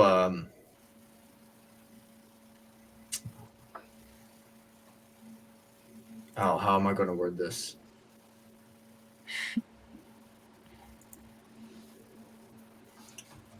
I'll just casually lean against the desk. Been punching something? Are you a member of the boxing club? I don't think I've seen you there. I have to clean up quite a bit of blood a lot of the time. He just kind of looks down at the floor. He's like, look, I don't want to talk about it, all right? Been through enough today already. I need to go do something productive. I mean, you had to be in here asking help for a reason. It's more so help for my girlfriend. She's that and Rodney's parents. You know, he wasn't using by himself originally. Was it him? Was it his parents as well? Yeah. Dude. That's rough, buddy. I hate to hear that. What's going on with your girlfriend?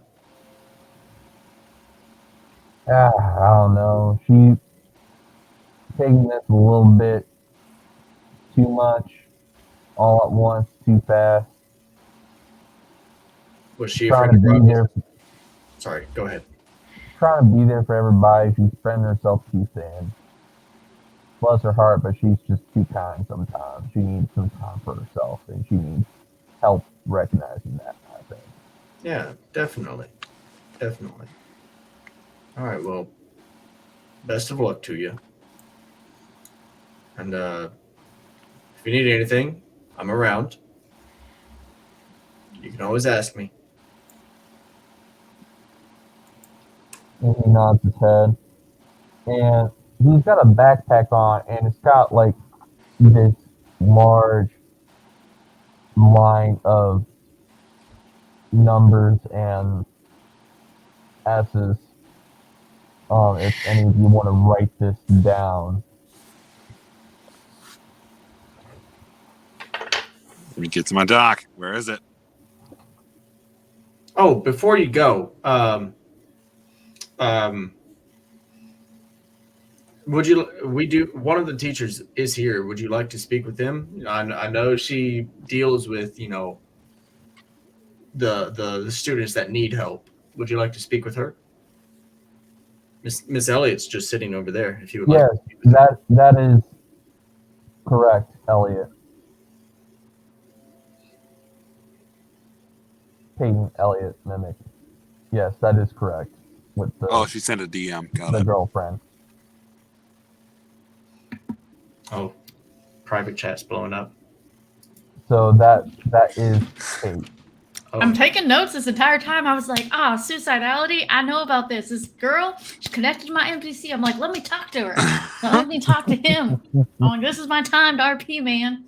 Okay. Look, if anybody, unfortunately, I'm really bad at this, but I get to talking, and if you want to talk, jump in with me. I take no offense if you try to talk over me.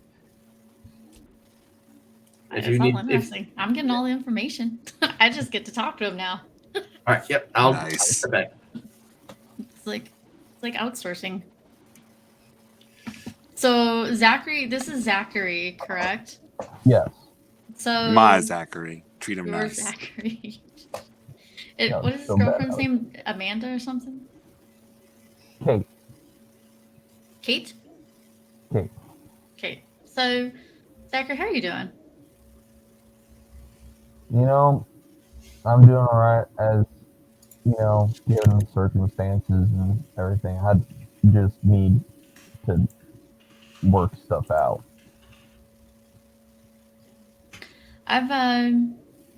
So I think I've seen you in my classes with Kate before. How is she doing? As I was telling him, she's spreading herself out too thin, I think.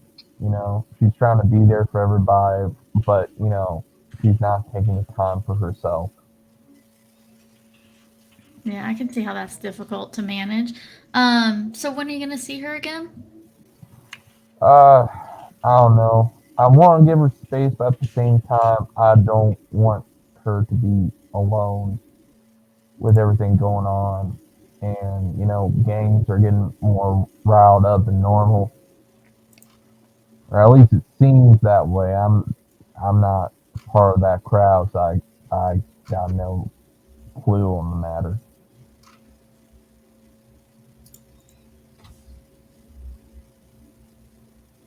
Yes, I could see how that's complex, It's always a delicate balance with giving someone space but being there for them.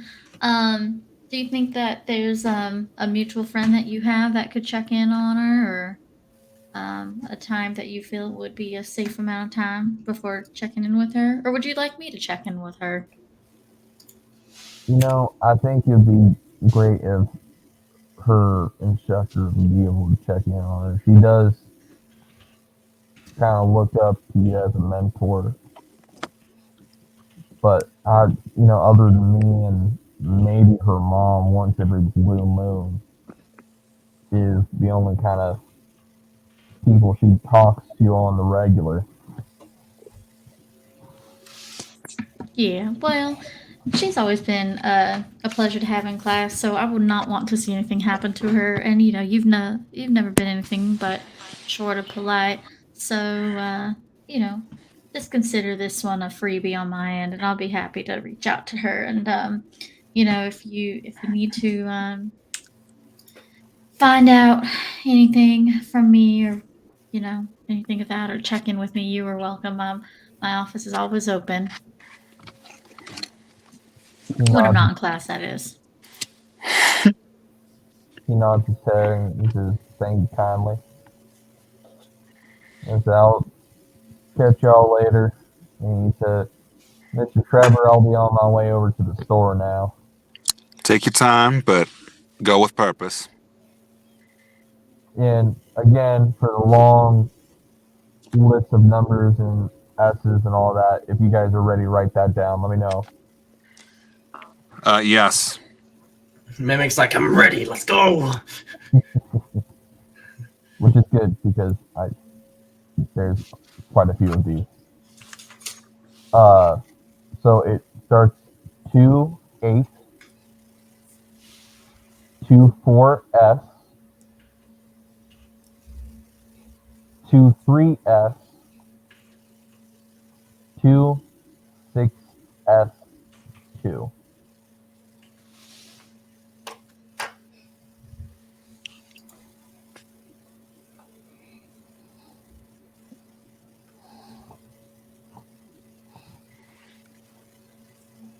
As long as it's an S and not an F, we're good. You are correct, yes. S as in street. Got it. S as in sleep, which is something that I should. Street. Oh.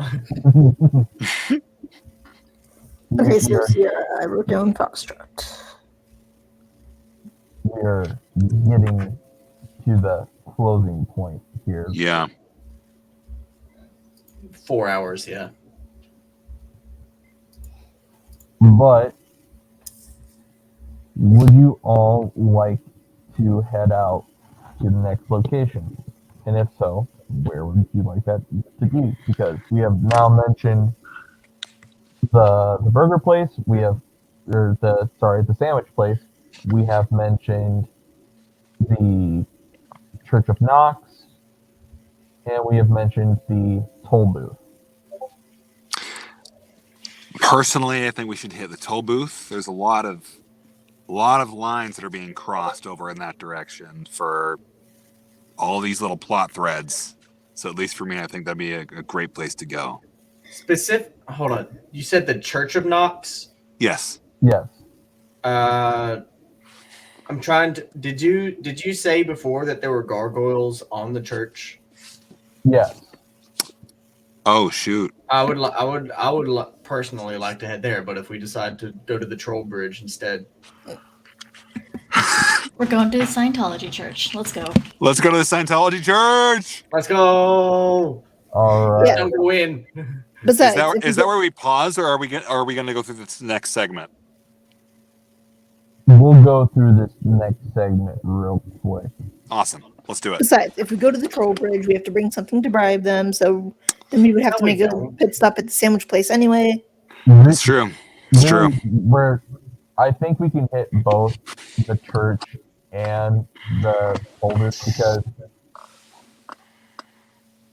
as you guys approach the church, you guys will quickly come to notice that it is undergoing reconstruction / remodeling. I mostly wanted to go to see if there are any specific statues missing or seemingly missing in place. Yeah, you can roll investigate as you guys show up. Oh, that's gonna piss off the spirits. Double 6, baby! Hey! You see a couple claw marks along the edges of the ledge. They don't seem to have any statues out of place, but you can kind of see where something might have been perching for a moment. But it doesn't look like there's like rubble or anything where like something might have been like originally there and then like left. More like something decided to rest there and then left. Suspicions confirmed. I don't like that. So, Yeah, it looks like something rests there and left, but it doesn't look like it was one of the statues that suddenly was like, "Hey, look, I'm alive. I'm gonna go kill a country boy." Right, yeah. Okay. And this church is like very old Victorian styled. Like it's very traditional, which is Interesting. kind of has a part to its charm because surrounding it is like modern buildings. Interesting. Whoa. But yeah, so that's, you're not going to be allowed in because there's reconstruction and everything, and there's a bunch of construction workers kind of at work. I to be before fair, if all that shit's going on, we probably don't want to go in there anyway, because, I bet every spirit that is currently inside the building is probably very pissed off. before we call it, can I ask if it would be okay to try and farseek? Yeah. Just to see if I can see if anything's floating nearby. Possibly above clouds. Yeah, go ahead. All right. And roll that investigate.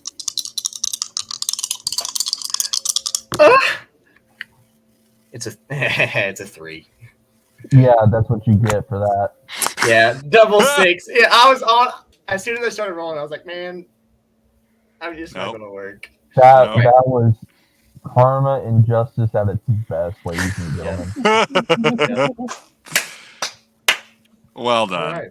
Even if you did make it, though, I was going to tell you, no, there's nothing flying around except for a couple crows. Yep.